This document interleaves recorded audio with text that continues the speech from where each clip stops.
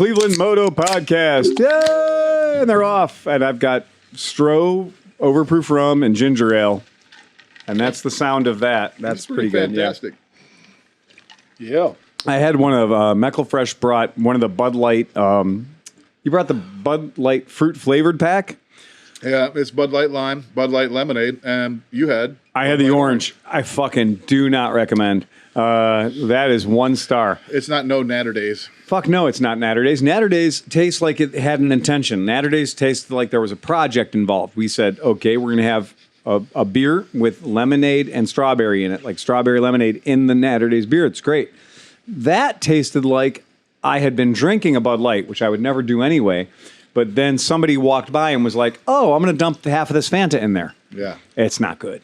Yeah. The Bud Light Lime is pretty fantastic. Lime's hard to mess around with. It's beer with some lime in it. Yeah. It's not... Which is pretty great. There's not the sugar. And I like how everybody's doing the tall, thin cans now, just like the Virginia Slim cigarettes. Which is all like, you know. The 120s. I want to be tall and thin, so I'm going to drink beer that's tall and thin. In all fairness, this was all bought for my wife, who likes it, and I was like, well, there's a varietal pack. It's the white cloth phenomena. So, it goes back to the Zima thing. It's just the packaging is like, oh, look, I'm drinking this tall, skinny beer. I'm going to be a tall, skinny person. No, you're not, Brunhilde. Hang it out. I need a beer that's like this tall and about this wide. Yeah, I think a tuna can. Yeah, I think even a regular beer tab on the side beer can would be smaller than me. Right. There you go. And so here we are. This is a podcast. We're having yet another podcast in the time of Corona. It's crazy. Major surge going on, so you'll see there's a lot of distance between all the socialites here. You should be playing Danger Zone. Oh, my God. Yeah. Danger Zone is I'm going to be officiating at a wedding on Saturday. Ooh. So I'm officiating. I'm going to bust out my clergy robes, and I'll be helping a friend of mine. What church are you with? I'm actually with the Church of Satan. Okay. So I am. And so I figured it was something interesting. Well, I did my normal ordination through the Universal Life Church, as you do, because really they do have it nailed down. Like nobody's better at getting you ordained and doing it somewhat correctly than the church, Universal Life Church. And you can actually pay the extra money and then be legal in your state to do it. Mm-hmm, mm-hmm. Whereas Church of Satan is more like an idea that, Church of Satan, you say that and people get all like, whatever. But no, if you read their shit, they're actually just like, we don't believe in organized participatory religion. We believe that religion should be something that you construct for yourself, where you are the center of your given universe, and that you basically do things, and there's magic in the world that you can conjure up to help you do the shit you do using your own magic, whatever that magic might be. But you have to admit, the baby broil in October is awesome. Yes. Yeah. That's, and again... It's so tender. The Church of Satan is kind of funny if you look into it. It's hard for persons who are a bit... If you're a bit anarchistic, and if you're a bit anti-organized religion in general, which I am because I went to Christian school, Church of Satan makes a whole lot of sense. So you start looking at it and you're like, oh, I get it. These guys are playing off a system that is designed to help people be tax exempt or designed to people loophole. No, I was saying, so you're with the Church of Satan? Yeah, absolutely. So that's like, you're Catholic? Yeah. No, far less evil. Oh. Yeah. Far less evil than the Catholics. Yeah, they don't. The Church of Satan has no catacombs. Right. Yeah. I've never been accused of touching any boys whatsoever. No Spanish Inquisition. I'm John McElfresh. I don't support this message, but I... Exactly. And there you go. So I'm doing this ceremony, and it's not like I'm going to be wearing red and black robes and burning sulfur and shit, spitting blood. No, that's not what it is. The views and opinions of this host do not necessarily represent Mr. John. Right, exactly. And on behalf of John, a good church-going man. In all fairness, I'm sure there's a lot of times everybody would like to separate themselves from my opinion too. But hey, and that's also that could happen. And so it's a very funny thing. So we spoke today, and I kind of went over what my ceremony was going to be, and so my idea for the ceremony and stuff. And I think it was funny because my friend was like, "Oh, that's fucking awesome, man. Everything about that's great." And I was like, "Yeah, it's cool." And I was like, and he goes, "So you're not doing anything like weird?" No, dude, this is your fucking wedding. This is your wife. Like her family's going to be there. We're not getting weird. And so at the very end, I kind of read everything I had prepared, and he's like, "Oh, that's brilliant. That's really nice. That's beautiful." And I said, "Thank you." And he got the names of the kids and how they wanted to be announced and everything. Do the ceremony proud.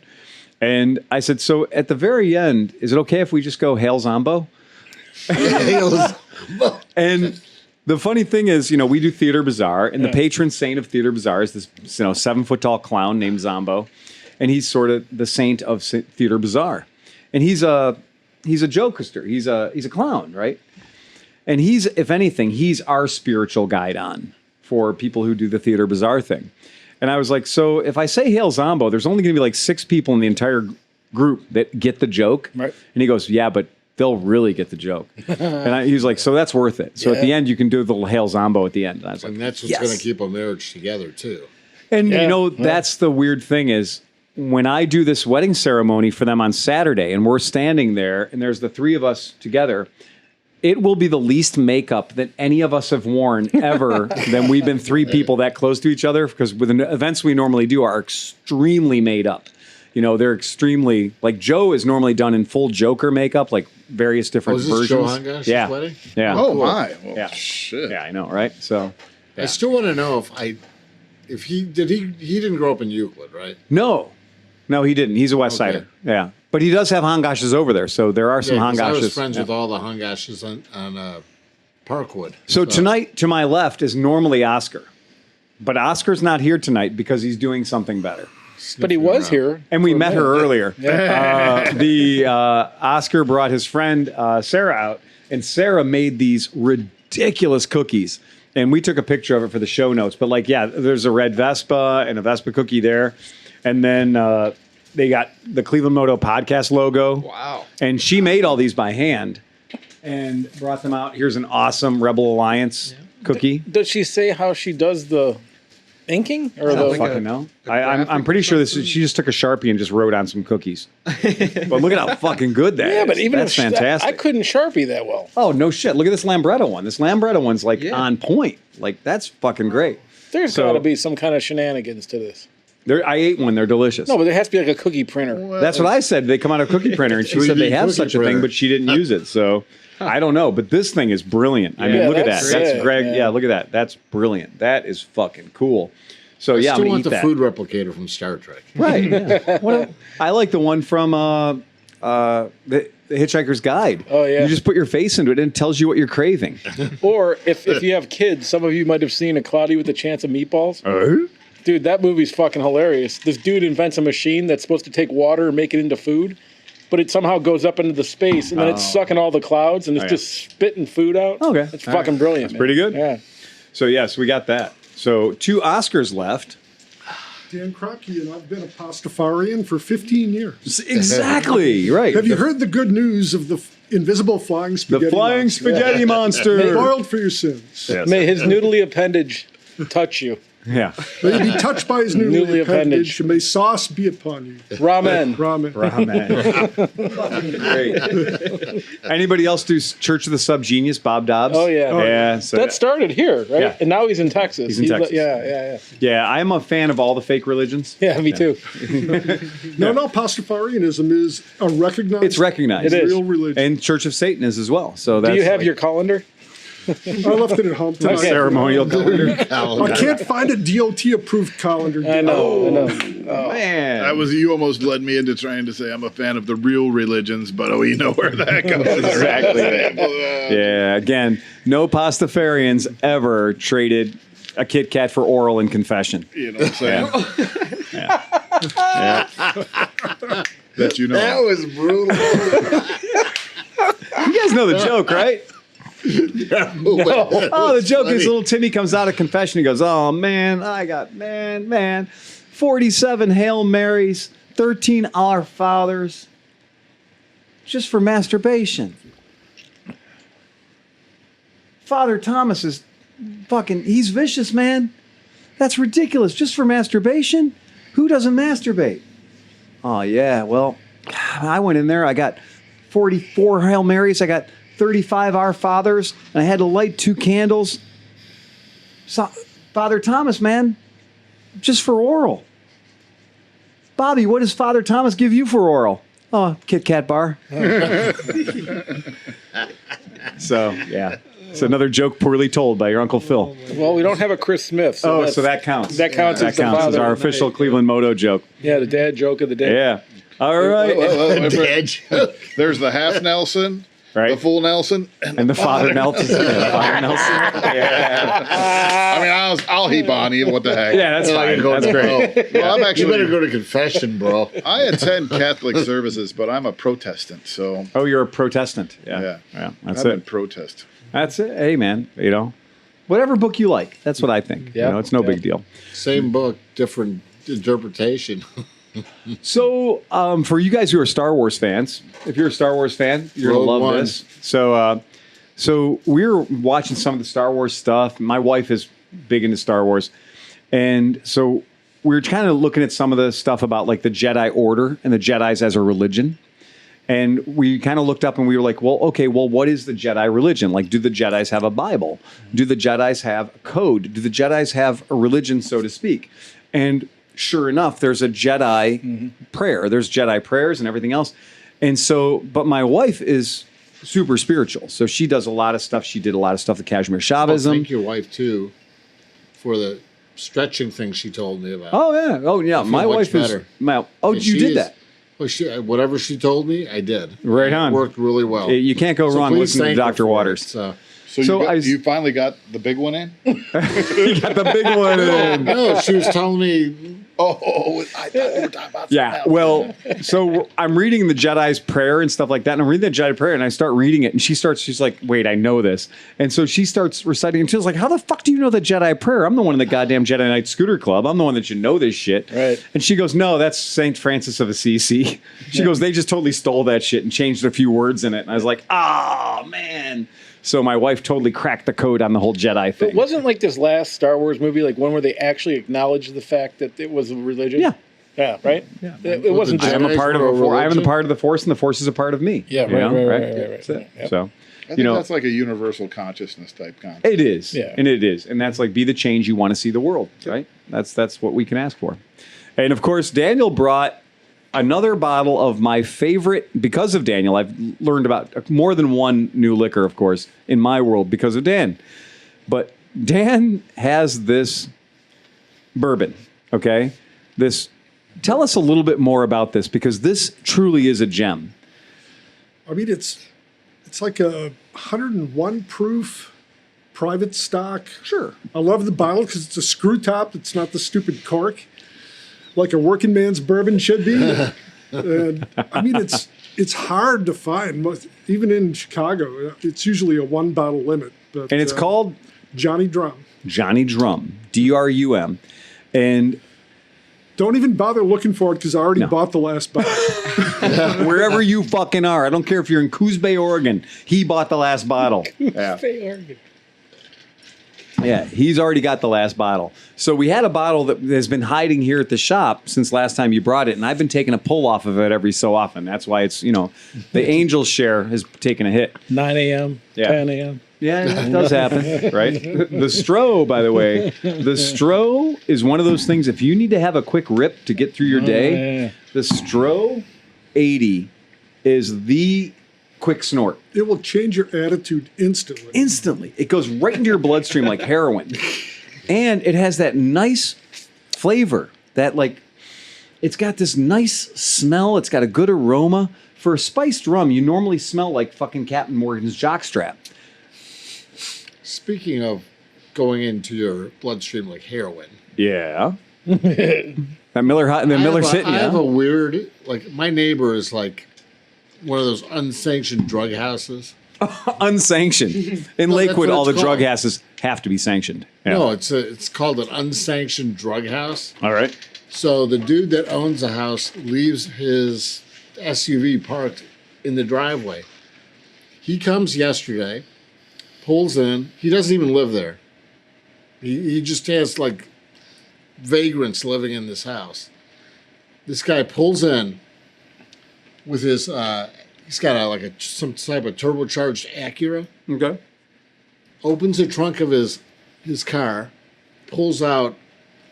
It looks like the side, like bricks, white bricks, puts it in the trunk of his SUV, transfers these white bricks into his Acura, and takes off. Should have walked over and grabbed one. Soap powder. I'm just saying, What's he does gonna that do, call sound the a cops? little fishy to you? Yeah. Well, the funny thing is, for people who don't know where Steve lived, you live in a really good fucking neighborhood.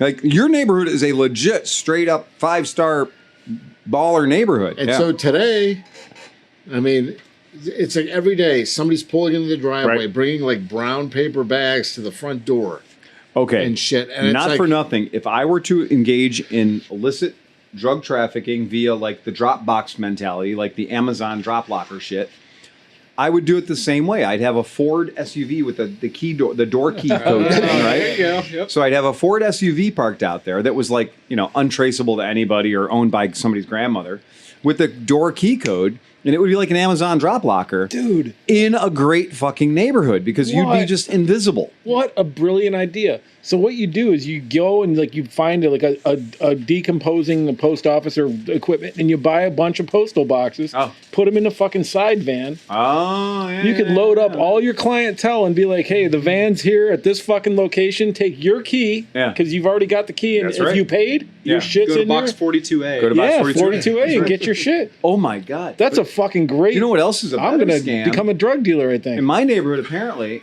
I could just deliver all the drugs and anything you wanted in Amazon boxes and just leave it on your fucking step. Doorstep. There you go. Because I don't know what it is about Amazon boxes where people think they're not stealable. Right. Right? Because I'm shocked all the time that anything is left out in, on my doorstep that isn't stolen in like 9 seconds. Mm-hmm. And yet these Amazon boxes have some sort of a halo effect around them where you're like, oh, you can't get bad Amazon cargo because then you're karma. Because then your Prime won't work anymore. You definitely don't want to steal any Amazon box from Liza's steps, though. Comes pre-vibrating and extra jiggly. Just says, to Liza, love Cameron. Kind of like walks itself off the porch. Fair game.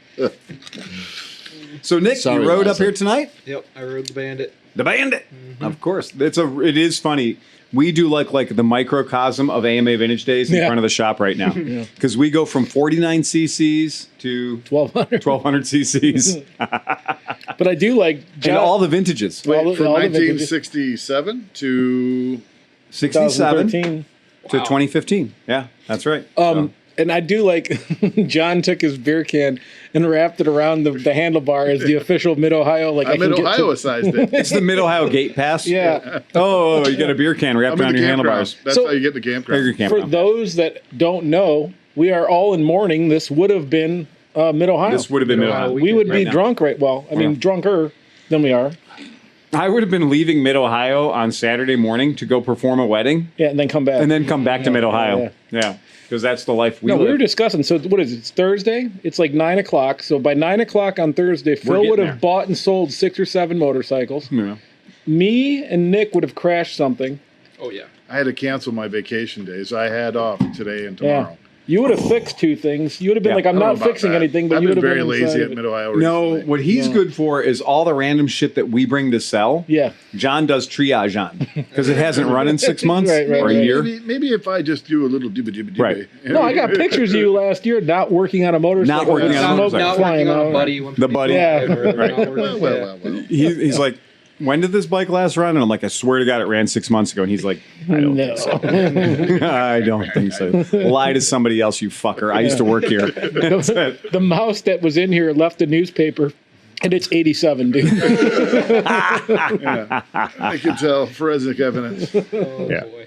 And so that's pretty cool. I'm glad you came into the podcast tonight. No Cameron tonight. Got Corvette business, I'm assuming. I have no idea. I haven't been to a podcast in probably like 3 or 4 weeks. Yeah. We miss you. So I, Yeah, we I, do miss I you. told Amber, I was like, I gotta go tonight. Yeah, So, that's cool. but- The now that we're having another surge of the coronavirus, and you've been traveling. Have you been to Not New York really. recently? No. And Amber used to live in New York, Right. but She's moved back now, right? So I haven't been anywhere recently. Okay. This past weekend for Independence Day, we went down to a cabin in Hawken Hills Oh yeah. because it was cheap. So wait, I didn't even think about that. Yeah. The cabins, 4th of July weekend is normally you can't Right. get one booked 10 years in advance. Which we booked it maybe a month or so ago. Okay. And it was cheap then, but Yeah. leading up to the 4th of July, people were starting to get wise to that. So Yeah. it was going back up Getting in back up price, again. yeah. Did you have the hot tub on the front porch? On the back porch, yep. Nice. It was too hot though, so Yeah. I didn't really use it. A-frame at all. inside? Like open vaulted ceilings kind yep, of thing? yep, it was Yeah, ours, yeah. Those exposed timbers are real good for gymnastic shit. I'm sure there was some exposed timber that weekend. Oh, but I brought the trail hopper with me. Oh, you I was, did? I was riding all over the place. Yeah. That thing is a blast. Like wheelies on demand. Yeah. Since you have the real clutch, and it was fantastic. But all of it was grass all around the cabin, and it was sloping up towards the cabin. So going around the cabin, everything's off camber. Oh. So I was going a little bit too fast and slid out, and I broke one of the foot pegs off. So I got to weld that back on. Wait, but, you wrecked? yeah, Imagine that. Wait, hold on a second. Nick will be wrecking now. They're actually cue. showing up. On cue. On cue. Yeah.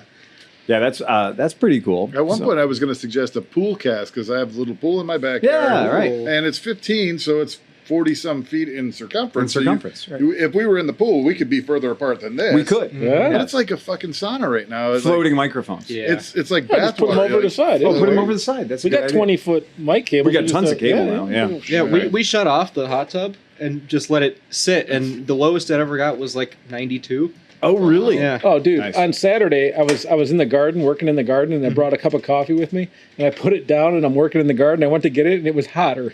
I was like, what? And this is one of those ultimate fuck yous. Yeah. Because we have had more days of continuous sunshine Yeah. since May 1st than in any other year in Cleveland history. Oh wow! So this has God. been the That's why I'm so sunniest. happy. I Yeah. believe it. Yeah, this has been the sunniest spring, early summer that we've ever had. So it's kind of shocking that, we've had to waste it with COVID. But here's the cool thing. People aren't going to the bars. They're not going to restaurants. They have disposable income. They're not going to France. And they're not going to, the Tour de Fel, I guess you can't these days. Exactly. You're not Right. allowed. You're not allowed. We're not allowed to go to fucking Ontario. Let me tell you a little something that happened to Dr. Waters and I last week. So we had a customer that bought a Vespa, a fancy high roller Vespa. And she lives in the People's Republic of New York. So she lives in Buffalo. Ground zero. So she lives in Buffalo. And she said that she couldn't come and pick the bike up because if she came to get the bike up, she wasn't allowed to go back into New York unless she self-quarantined. I thought that was pretty funny because, one, how's anybody going to know? Yeah. But never a guy to miss an easy buck. I offered to deliver it. And since, Monday for us, Merritt and I can jump in the truck and spend some quality time together, 8 hours, round trip, Buffalo and back. But when you're in Buffalo, don't you want to just drive the extra 20 minutes and get a picture of yourself in front of Niagara goddamn Falls? Yeah. You want to go to Chef's and get a good meal? Go to Chef's and get a good meal. Bar and Right. get Anchor some Bar and get some wings. Right. There's all kinds of cool shit to do in Buffalo. So I thought, you know what? For 20 minutes, 30 minutes, we could Just jump go to across the Buffalo. border at Fort Erie, run up beautiful Niagara Lake River Road. Niagara River Road on the Canadian side is gorgeous, We can't get over. very scenic. And then we pulled in and I saw a sign that said, absolutely no Americans past this point. Man. Unless you're driving an 18-wheeler, delivering goods and services to Canada, then you're okay. You don't have Corona. Or if you're going to Alaska. I did not know this, but apparently there's some sort of a regulation that says that if you're traveling from You have safe patches. the lower 48 to the upper, right, from the lower 48 to Alaska, that you can go through Canada. So what part of Alaska did you go to? Well, we were thinking about that. We were a little underdressed for the Alaska trip. However, we were like, I'm going to look this up real quick. Well, it turns out if you say that you're going through customs to go to Alaska and you don't go to Alaska, If you come you're back. done. they make your life real bad for you. Yeah. So it turns out, in case nobody's done customs, I've done customs from Canada many times, and Nice. it's not like going into Wisconsin. No more poutine for you. Canada can be pretty vicious with the customs if they want to be. So it was getting back into America can sometimes be troubling. So it's the first time ever I've kind of gone into that neck of the woods and didn't take a photo op in front of Niagara Falls just to be like, hey, it's our God-given right to take a picture in front of a large moving water. With nobody else doesn't have any around. COVID. Almost none. Canada. Very low. It's insanely low. It's crazy how little COVID they Yeah, have. because they probably tested 2 people. Well, it's also, I also believe that when you tell a Canadian that he's supposed to social distance, or when you tell a Canadian he's supposed to do anything for the good of the people, they will do it. Yeah. When you talk to a Canadian person about national health care, they become the biggest patriots you've ever seen. Like maple syrup comes out of their fucking pores. They're so proud of their national Look, healthcare every system. Canadian, then, if that's what happens, right? I'm going to talk to them. Yeah. Talk to them and look No, at that's how They love COVID it. spreads. Look at the difference in maps. Yeah. You dirty American. Get away from me. Yeah. Well, I do honestly believe that Canadians would take a stay-at-home order seriously. They would take a shelter-in-place had to. order Look at seriously. that. Yeah, there's like literally. I mean, come on. Well, it's the same way with like New Zealand doesn't Right. have any new cases, and it's the same way. They actually, they first of all they trust their government Right. and they actually do what is told. So Right. And it's probably a very cool thing to just be like, But at the end of the day, okay, 2 meters, eh? at the end of the day, it doesn't matter what political side you're on, anything. The politicalization from either side, both sides, everything of a fucking health crisis and a mask is insane. Yeah. It shouldn't be politicized. No, man. It should just be like, dude, let's just fucking get this shit over with. Because again, I keep going, I keep having this I'm like, wait a second. You mean if we would have done this right 60 days ago, we'd be done by now? Right. Well, it. here's It the wouldn't thing. have been because less people would have had it. Do you And then think? people would go out? I mean, Yeah. eventually you're going to. Sorry. Yeah.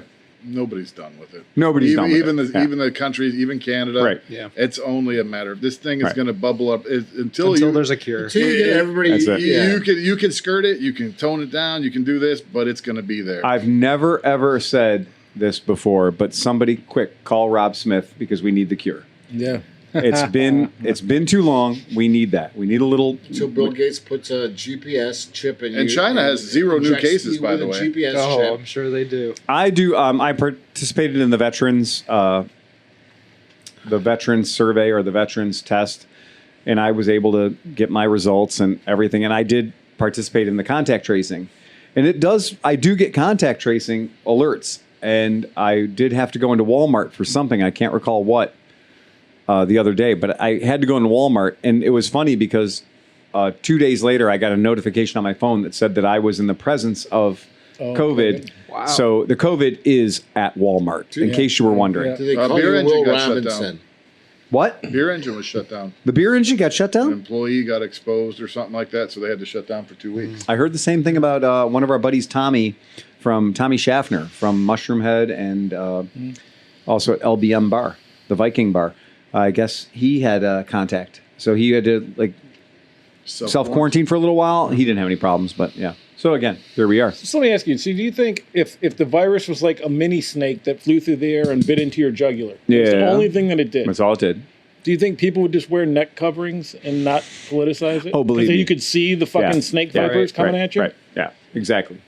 Just Well, ask no, them. I think that's the thing is a lot of people just don't believe it is Right. happening, and I'm quite shocked at our very simple rules that we have in the shop, and they're very simple, and it doesn't inconvenience people at all. It's remarkably easy. We spend our money to give them masks, and the number of arguments that we have. Well, we used up all your freeway masks. We're on our own dime now. Find some more, John. Yeah. You could always run another truck off the road, I suppose, but yeah. But it is funny. Like we know that at least once a day we're going to run into a problem with somebody, and whoever that person is, it comes down to we don't care how loud you yell, or we don't care how crazy you are, or how expensive your makeup is. You're not coming into the store unless you have a mask, and I'm going to watch you use hand sanitizer because I'm paying for the hand sanitizer and I'm paying for the masks. And if you don't like it, you can go fuck your hat. my body, my choice. Right. Until there's a baby in it. Well, that's my wife. It's, Right. People can feel free to mandate how you use your uterus, but Right, exactly. And now you're going to complain about you tell me I have to have a baby if I'm whatever. Right, exactly. Yeah. It all loses velocity real fast. So it's pretty fun. The leading cause of death in America is abortion. Oh yeah, right. Yeah. No, I think the leading cause of death in America is asphyxiation because when you stop breathing, you die. Right. Death That's is it. Cardiac arrest. Cardiac arrest. When your heart stops beating, you die every single time. I think it was actually heart disease. Yeah. Cancer, heart disease. Yeah. Number 3 was medical mistake. Yeah. So if you get cancer or have I you have have the heart stats disease, right here. I can read them you're off really to you. fucked. Yeah.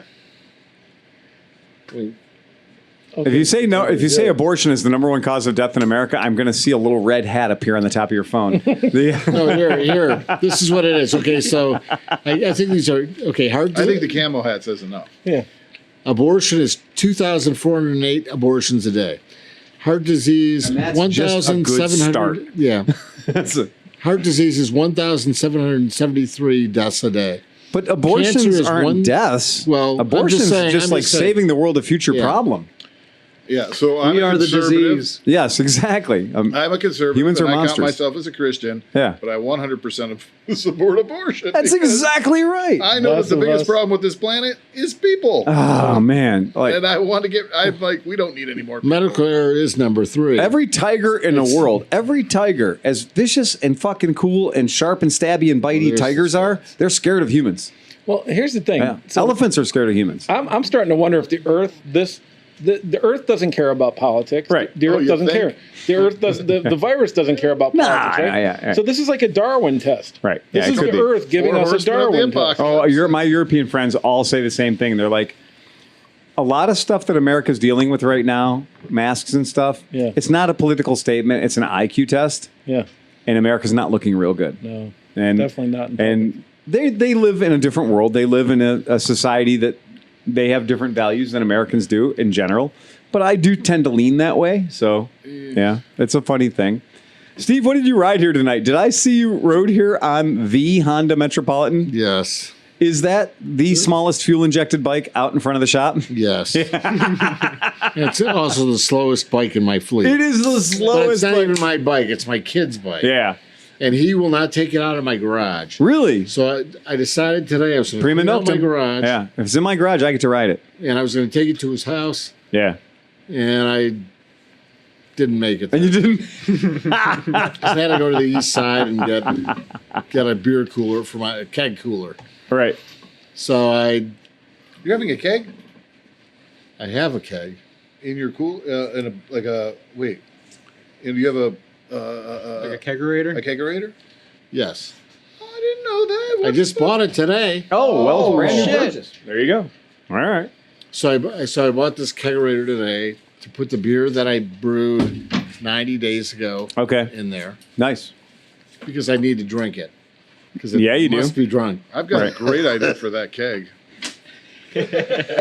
I'm feeling like mid Ohio, out at your house in Oberlin, Mm-hmm. Saturday night after the shop closes. We'll have a Yep. fire. We'll Yeah. drink a lot of that beer. Right. Oh, fireworks What? are like way cheap right now. We can light off some fireworks. barrel I would racing. gladly do that. I would gladly I'm camp out there and do that. If there's one other person who wants to go out there, I'm with them Okay. Well, that sounds like a party. because I Mini have Mid Ohio. there's no problem. My Right. wife, I'm like, I should be at Mid Ohio, so Right. going out there for a night, No would not be difference. a- Yeah, I agree. Man, I think that's a 100%. great idea. 100%. That sounds like a I mowed Cleveland the Moto lawn. podcast I waiting to mowed that happen. whole So you back said there. I shoot cleaned up there? the entire area. It's ready to go. You would shoot there too. Shoot there. What the shit? Are you I have kidding me? No, I'm in the gun that township. We Might could not shoot have been anything we fired want. since the 1800s. Oh, I'll bring a four-wheeler. That I found Yeah, ammo four-wheeler. for. You bring the four wheel Bring them and the apart. neighbor. Like I said, I've been taking care of their property because they're Yeah. gone, so we Yeah. could ride all through their property too. Oh it's on. my It's baby on. Jesus! That Yeah. sounds like a Saturday night for the books. And there's a house. Is there air And you know what? conditioning in the house? What's cool about that is There may be. it'll be chilly and a There chance of may rain. Yeah, right. That's fine. That's perfect. That's what I'm saying. Mid-Ohio weather. Mid Ohio weather. No, I was joking. I was like, the Mid Ohio is not happening, but the forecast didn't change. It's still Saturday's a 60% chance of rain. Yeah. So Yep. yeah. Wow, that's a Of really course, good 'cause idea. It's Mid Ohio. Right. Exactly. Yeah. So Oh, that's that's- brilliant. yeah, That's a that's good gonna be idea. Has there been any more talk of like? I remember they said they were going to postpone Mid Ohio, but are they still No, like? they're done. Oh, they're done. They're Well, no, canceled. Yeah, they're not postponing it to next next year. year. Yeah. And, Right. and That technically is not a Americade was just, postponement. canceled. What's that? Americade was Yeah, canceled. Americade's canceled. Yeah. Yeah. They Sturgis sent is that out still in the last week. books. Yeah, yeah, it is. Yeah. Well, those people God, can't die because they're so well preserved. God forbid if the buffalo chip didn't happen one year. Right. Yeah, exactly. So, but yeah, they're going to do it. I don't know. We'll see what happens. It didn't work out so well for Tulsa and their little shindig they had a couple of weeks ago. Yeah, but the rest of all the Sturgis people are like Keith Richards. They're like COVID. We had that in like 72. Yeah, that's true. That is true. Yeah. So is Burning Man actually happening this year? Oh, I don't think so. Oh, I'm certain they'll cancel that. Yeah, I'm certain they'll cancel that. If something like Theater Bazaar canceled as early as they did, and they're a late October event, Wow. I'm certain that Burning Man's going to shut that down because they're very careful. That's good, man. Yeah, that's Really, telling you really that good. Johnny Drum is better than you think it is. Yeah. John, what did you ride tonight? I rode the Super Hawk. You did ride the Super Hawk. Yeah. Yeah, I felt like I got punked out a little bit last week for not riding, so I'm like, I got all this stuff I want to take and everything, but I'm like, I got to ride a bike, so I'll put the backpack on and everything. I'm like, and I really legitimately, I haven't ridden anything this week, so I'm like, I at least should go for a little ride up the street. Yeah, just literally ride your bike, man. Yeah. You ride your bike. It's what keeps it alive. And you rode your Super T, right? Yeah, just because I needed a 110 mile an hour fan.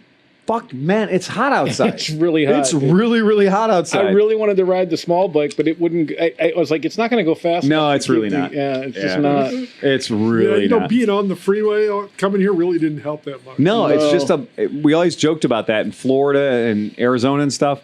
And you're riding, you're like, well, at least I got the wind blowing on you. And you're like, yeah, but it's 110-degree wind. Even It's, slime cooler. Yeah. And I hit a stoplight, so I mean, like I wore shorts and a t-shirt with your what do you suit call over it? Yeah, the gear, the And then vented. he's coming off the what do you bike. call it? Today's a great day for an electric bike. Oh, it'd be a great day Yeah. for an electric bike. Yeah. I'm just saying, I hit this stoplight, and I swear this fucking stoplight was 35 minutes long. I was just sitting there, and everything just got, and like it got heavier as the melting. sweat was you were coming out. melting, dude. And then my glasses fogged up, and then Oh, the sweat fuck. it was just a fucking mess, man. I'm like, this sucks. Like, this is just hot. That's why God made air conditioning. That Yeah. Transhelp is the hottest bike I've ever ridden. Yeah, it's a in my liquid life. cooled V twin, and the number 2 cylinder is in your gentleman's department. I mean, it might as well. I Your cannot nuts might believe as well how be hot sitting it is. on the number 2 Yeah, cylinder. I mean, Yeah. the air blows, it burns the inside of your. Yep. I mean, if you're wearing shorts, it burns the inside of your legs. Yep. I have a tip. This is just for a select few of people out there that might have had a GoPro that they bought in the last year. Good information. And they might be having problems with it. They might not. Who knows? But if you bought it at Best Buy and you have their Geek Squad warranty, I took the GoPro that we've been using to record our stuff that's been giving us all kinds of fucking problems. Tons of and stuff shit. like that, right? Yeah. So I had the warranty, so I took it in. And right now, GoPros are really, they change pricing. Mm-hmm. So I got an upgrade. So I got the Hero 8, basically, as a replacement. Right. But I also got another year warranty because there was enough money left over to do that, and a gift card for $32. Brilliant. So if you have a 7 and you have the warranty, break that fucker, take it to You Best Buy. failed your way into success. Yeah, exactly. So, do it now. Yeah, Do it now. that's brilliant. I mean, Yeah. that's a very good tech Brilliant. tech It tip. is. Yeah, that I like everything about that. Yes. The anybody want to hear very interesting news from our Patreon? Because believe it or not, we do still have Patreons. I love hearing news from our patrons. Our Patreons, we have got best part of the fantastic podcast. Patreons. And, with as crazy as shit has been, Renee has still been sending out our Patreon gift packs. So we're sending out coffee mugs and pint glasses, your choice, whether you imbibe or whether you drink the coffee. If you drink Life or Juice and you got to have your caffeine, we'll send you a coffee mug. If you like the pints, we'll send you a pint glass. There's a pint glass right over there. It's got our 1964 Vespa GS scooter. That was one of our very first artworks that we ever did. And then we'll send you out a T-shirt and some stickers and stuff like that. And that's for that party member thing. You get access to the party line. You can text shit in and let us know what you're up to and whatever. And that's $10 whole a month. To listen to this shit and to be a part of it, call Rand. But there are some fucking rules, all right? And we have one rule that we call the Liza rule. And the Liza rule is all about, like, don't agree to send somebody a gift box full of shit if they live on Pluto. Okay? It's for the continental U.S. only.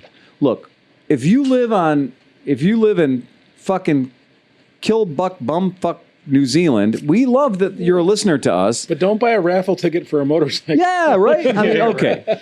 There's this thing, and it's like, I like New Zealanders. We love Kiwis are our favorites, right? We do love all these people, but what you got to understand is if you're participating in a podcast that you're donating $120 a year for, we're going to send you a box this big, and it can't cost $120 to ship it. Right? You're not helping that I'm going to put it out right now. Yeah, go ahead. If there's anybody from Russia Yeah. that's a Patreon, Yeah. I will pay for that goodie box to be shipped to Russia or Lebanon. Lebanon. That's right. For your people. My people. Make sure you contact us. I will pay Yeah. the shipping costs to send it to Lebanon. So if you want to be a Patreon, Are you expecting a box in return, though? So you're Like, are you thinking they're going to send you some kind of weird? So you're the I don't fairy. expect anything. Okay. right. So you're the fairy godfather of Russians and Lebanese. Right. Oh, yeah. very nice. Yeah, he's the ambassador. Fairy. Right. He's the ambassador for the Russians and the Lebanese. Exactly. But What so about we the put Germans? the Germans. So we put this rule on, and what I don't know if people understand is for me to order something from China or me to order something from England, the shipping to get a fun-sized box of stuff from England to here is about $50, right? The shipping to get a fun-sized box full of China, which is like the size of like a harmonica, can get here somehow magically for $8. Well, same with Holland. Right. So when I Little fit ordered, in a I pouch, ordered, it's cheap. Yeah. but some countries are weird because when I got that used seat for my TNT 135, so I could Right. fuck with the seat. Yeah. It was $20 shipping, and it came in 2 days. From Exactly. Holland. It's Yeah, So- I just actually bought something from England, and it came the next day. It's like if I came from England, I couldn't get You couldn't get there the as next fast day. Yeah. as a human being You with should a mail first yourself class to ticket. England. Right, I didn't Yeah. pay ridiculous shipping No. or anything. It just showed up the next day. I was like, what? But here's a tip for you guys from your Unkie Phil. To ship shit from the United States of freedom out to the rest of planet us, right? To the rest of America's other places to live, which is planet Earth, right? Outer America. So to ship from here to outer America costs ridiculous amounts of money. Yeah. To ship a t-shirt to England is like $23, okay? And it's because our postal system is all jacked up. And it's probably because you can buy Trump's something. gonna fix that. Well, you know what? It's probably because you can buy something you don't need on Amazon and get it shipped to your house in 2 days for free. So they had to make it up in the averages somewhere. And that means if you want to be an anti-American and ship something from America out to the rest of the world, called exportation of American goods and services, we're going to punish you for that. So in our Or rules, putting anything in. in our rules for Patreon, it specifically says, we love you dearly, but we will not ship you the fun pack if you live in outer Uzbekistan. We will not ship you the fun pack if you live Is in, Uzbekistan part of Russia? used to be. Okay. I'm not sure technically. Okay, so I'm not extending my offer Those to lines move around a little bit. non-ex parts of Russia. Right. Well, So maybe it's something that so maybe the hard part is easier here. So Yeah. once it gets into this country, Right. it can get to your house really easy. yeah. But when it goes the other way, if it goes to Uzbekistan, it can get to Uzbekistan fairly easy. Yeah. But to get it to somebody's house there might be more difficult because of their. We do ship some stuff kind of in various different places on the planet, and I can tell you that it's remarkably expensive. DHL, though, is pretty amazing. They are amazing. And because I just bought a cell phone from, I don't know where the fuck it's coming from, Z Germans. but it's not the Germans. It's But it's somebody. But DHL Did you say Nazi Germans? No, it's a cell phone that does not use Android or. A Linux cell phone? You It found a is. Linux cell phone? I You finally found a one. Fisher Price close and play cell phone that Yes. doesn't work on Android or iOS? it Yes. uses a flavor of Linux developed by the Chinese government. Oh, you got a Huawei. No, it's you got a Ubuntu. spy phone. No. A spy. It only works on TikTok. See, Say that 'cause name they- again. they- Say that name again. Ubuntu. You what? Oh yeah, that's another operating system, right? It's like a Linux based. Yeah. Yeah, All right. Because he's Yeah. a hardcore fan of Linux. He will not use I know. Windows. And right. But I no, almost have my Ubuntu entire control system now done in Linux. So There you go. And you got a Linux phone. and Ubuntu is cool. It's been around for a while. there's a lot of really good reasons for that. I'm totally fuck done. Bill Gates. Fuck Bill Gates. Well, I'm- That's all I have to say. I hate And fucking Bill defund. Gates. That's right. But for multiple reasons. We have a message here, and one of our Patreon listeners, who happens to be, in the UK, said, "Hey, no big deal, but I was just wondering if you guys had a chance to send that mug and T-shirt. I know everything is bigger priority right now, but I was just curious, And I'm like, yes, you're right. Everything is a bigger priority right now. A little bit. Than a bullshit T-shirt and a mug for some podcast that nobody should listen to. Right. And but then he sends a thing back. He's like, hey, is there an update That's on not this? what you said when you wanted my money for my Patreon account. Right. Well, we specifically say, it's like, we don't give a shit if you don't want to pay us money. That's fine. But please don't expect us to send something that's going to cost us more to send it than we're going to get out of it. Is there a clause that you can say, like, we have your stuff? Right. And we're happy to give you shit, show up. stuff. Come here. Send an ambassador. Or I love that idea. Send an ambassador. Or That would be if very you have small. a company that you work for that has a UPS or FedEx account, we are I happy love to that. use That's your a great account. answer. You could even mail it to their ambassador in the U.S. Yeah. Perfect. Now, or you could do the worst thing. What's that? I'll read it to you. Oh, no. The worst thing you could do would be to say, hi, Renee. I've canceled my Patreon subscription. I guess I had expected what was offered, or at least a response to these messages. Maybe I'll subscribe again in the future when the teething problems are sorted out. Don't bother. No, don't worry about it. Read the contract before you sign it. There, Chief. and for the record, you know what? Do you know how many rock bands at the end of their tour had this conversation? They're like, "Where's our paycheck?" And they're Right. like, "Did you read the fine print about all your expenses need to be recouped?" Yeah, and I did send a message back to let them know that we never agreed to ship anything outside of the U.S. because Right. it is ridiculous. Shipping things outside of the U.S. is kind of a pain in the ass. It's a bite in the ass. It's a hardship for us to do it, and we have customers every day. And I wanted to bring this up to the podcast. If you try to order some shit right now on Amazon Prime, do not expect 2-day delivery. Amazon never Prime expect 2 days is delivery. running at about 9 days, 11 days right now. And that's Amazon goddamn Prime. The solid gold fucking clit that is Amazon Prime is taking 9 goddamn days to get you your shit. So don't expect mom and pop scooter shop or mom and pop motorcycle shop or mom and pop brewery or mom and pop t-shirt shop, whatever it is. Don't expect them to be able to get you something super fast. Here's the reality. We have been getting parts for Italian bikes. They've been taking like 9 weeks, 6 weeks, 7 weeks, 8 weeks for a very simple part. Some of the stuff we order, God forbid if that part has ever been to China. God, that shit is taken forever to get stuff. So as a business owner, I can let you know that it is so slow right now. Getting parts in, making a parts order, the ripple effect of having a factory that hasn't had human beings working in it for 60 days and has just now got humans working in it at a 10% capacity. Like, if there were 500 people in that factory before and now there's only 50 people, getting you... Yeah. Should be afraid of this, right? The Natty Daddy? It's just 8%. Yeah.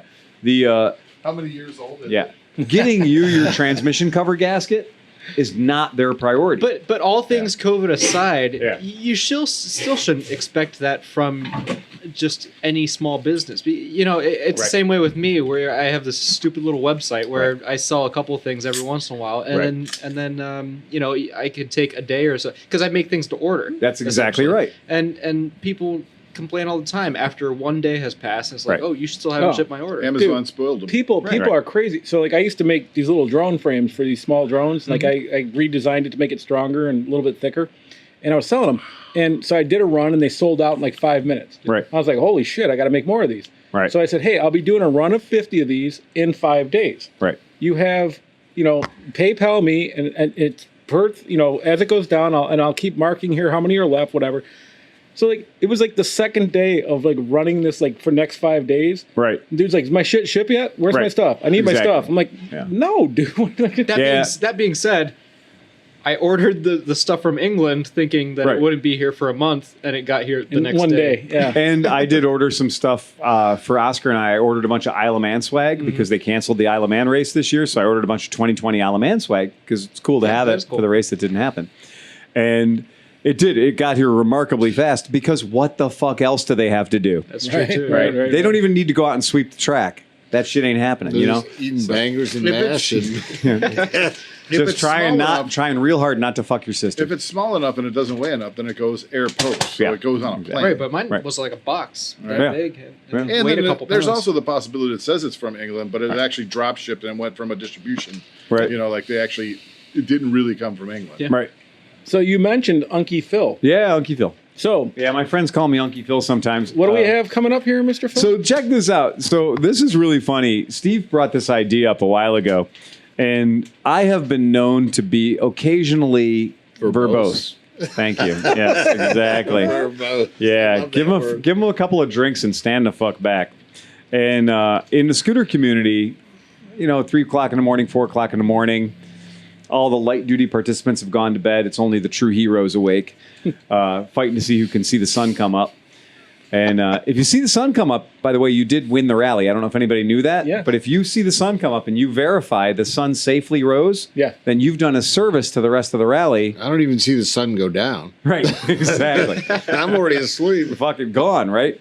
So if you're a hero like that, sometimes you'll find me wandering around on patrol as I do. And folks will often say, they'll be like, hey, tell us a story, Unkie Phil. And I'll usually kind of brush that off a little bit. I don't know. But then we always manage to find a fun story. Right? Come on, Phil, a moto story. Right. Tell us a moto story. So yeah, Unkie Phil. So Steve had this great idea that we should do a radical offshoot side project. Yeah, a little 5 minute at a time. Yeah, little blasts. Like, I love these. I watch the History Guy. The History Guy is one of my favorite guys because he'll do like a story about history that I had fucking no idea about. Right. And I'm your average white guy. I know way too much history. And this guy always brings up history that deserves to be remembered. And it's always in these little 10-minute segments. Right. And my wife doesn't even get mad about it. Right. She's just like, she'll pop in, she'll watch that shit, and she'll be like, I learned something. Great. 10 minutes, we're gone. And so John's been here for most of these, actually, for most of the ridiculous things that have happened. They can all be 5 and 10 minute stories. And I think we might have 10,000 of them. That's my point. And the thing is that you have owned and not. It's different than a lot of places because it's not your mom and pop motorcycle shop. It's not like your usual mom and pop shop. It's not a commercial shop where it's like a big commercial thing. It's your own thing that's kind of you. Yeah, it's very personal. Yeah. And you've had 20 years of doing that. So this is our 20th year officially this year. Yeah. Right. One of the songs that's out, that I like is, it's probably not even a new song anymore, was the one, 100 Bad Stories. Right. I got 100 bad stories, broke my thumb, but hey, I'm interesting at parties. It is exactly it. Yeah. Like, you show me a guy with a big facial scar, I'm going to go talk to him first. Right. Like, that's the guy I want to talk to first. Dude, you just nailed it. Yeah. So, Moto Stories with Unkie Phil, the guy with the facial scar at the party. Oh, believe me. Many years ago, and this is a quickie story too. So the Pittsburgh scooter group, they used to do this thing called the Hillbilly Weekender, and they would just go out to Christian Cholko and Jason Cholko's camp. And Jason's, 7 foot tall. Big dude. And so I was invited to go out to this Hillbilly Weekender and, bring your own scooters and that kind of shit. And we show up, and I know a couple of the guys there, and Renee's there, and it's a Pittsburgh thing, and we're out in the woods. Yinzer. It's Yinzer weekend, right? Hillbilly weekend. And so we go out, and this is really cool. And this dude comes in who is the size of a fucking barn door. This guy is gigantic, and he's got a shaved head. He's got gauged out earrings and like tattoos from like different people on him, right? They're not even his own tattoos. There's people he's beaten up, and their tattoos have transferred onto his body. Okay? And it's like the silly putty thing, right? I turned him into silly putty. Exactly. And now I got all his tattoos on me. So this dude's there, and this dude, nobody's going anywhere near this guy, but he's clearly there. And he's got this Yamaha Banshee. Tackle him. Dude, no, he's monster. It's okay. And he's got this Yamaha Banshee. Do you guys know what a Yamaha Banshee is? Oh, yeah. Okay, it's a quad. It's a four-wheeler, but it has a Yamaha RZ350 two-stroke, liquid-cooled, Satan's penis motor in it. I mean, this a thing. twin? Yeah. Yeah. These things are viciously powerful. And it's the effect of a white phosphorus grenade. It's like once you pull the pin on it and let it go, you don't want to be any fucking where near where this thing is, because all it does is turn tires into blood. Like I think at 1 year after the Banshee was released, like a year or two after it was released, it represented, or it was part of 57% of the ATV accidents that happened that year. Because they said, it's the H2 of ATV. Oh my God. And have you ever seen the guys that like they stretch them into like 20-foot Sure. long like sand drag rail things? And So stuff? insurance is cheap? Yeah. The insurance is I'm real just trying cheap. to remember this thing. Is this the one that has the big rectangular grill on the front? Yeah, and the With two bug eyes on the eyes, side gotcha. of it. Yeah. So the real way to know you've got a Banshee, really smart thing marketing did at Yamaha, is those folks over at Yamaha decided, if we're going to make something that can murder you, we're going to give it a very distinctive look. And so you can see they gave it a very distinctive look, right? So it's got these two headlights on the front. And if you're really a purist, it'll have gold rims. Yep. But so these Banshees, though, like guys in the ghetto love them because you can make them in, like they're a really good ghetto assault vehicle. If you take a look there, they're just insanely powerful. And they're so fast, and they're so fucking brutal. Made a bajillion of them. There's a bajillion aftermarket stuff. I mean, Yeah. like, you can Banshee till your heart's... Yeah. Do they still make them though? They stopped a couple years ago. I have no right? fucking idea. But they're going to exist forever. Back to the story. Yeah. This guy had one, and it had a beautiful set of expansion chambers on it, and it only made one noise. It would go until he hit the throttle, and then it just went and just trees would fall over, right? And we're out in the middle of this fucking campsite in the woods in Pennsylvania, and it's all beautiful hilly terrain, and there's real tall elephant grass, and it looks like you're in an Ewok village kind of thing, like a Moon of Endor, and you're expecting a biker scout to go zipping by at any moment, chased by a teddy bear. And Except in this case, it's scooters. exactly. So we're riding around on our scooters, and I got this really kick-ass Rally 200 back in the day, and it's got a really nice 210 cylinder kit on it, and it's got a loud, big expansion chamber on it. And so when I pull this thing out and crack it up, this giant mammoth of a man, this mountain, he goes, and he hears my bike, and my bike's over there making half the noise his bike makes, and it's like a mating call for like two-stroke guys. And everybody knows a two-stroke guy, because a two-stroke guy is like, oh, two-stroke. You got to make it more ding-a-ding. Yeah, two-stroke. And there's that sound. These It's are the like, sounds that the people are making, Right. not the bikes. No, and then before he leaves, Like the chopper. at the offense, the dude goes over to Klotz bottle and goes like this, and this dabs it behind each ear, little clots behind each ear. It makes you fucking really irresistible to the two-stroke guys.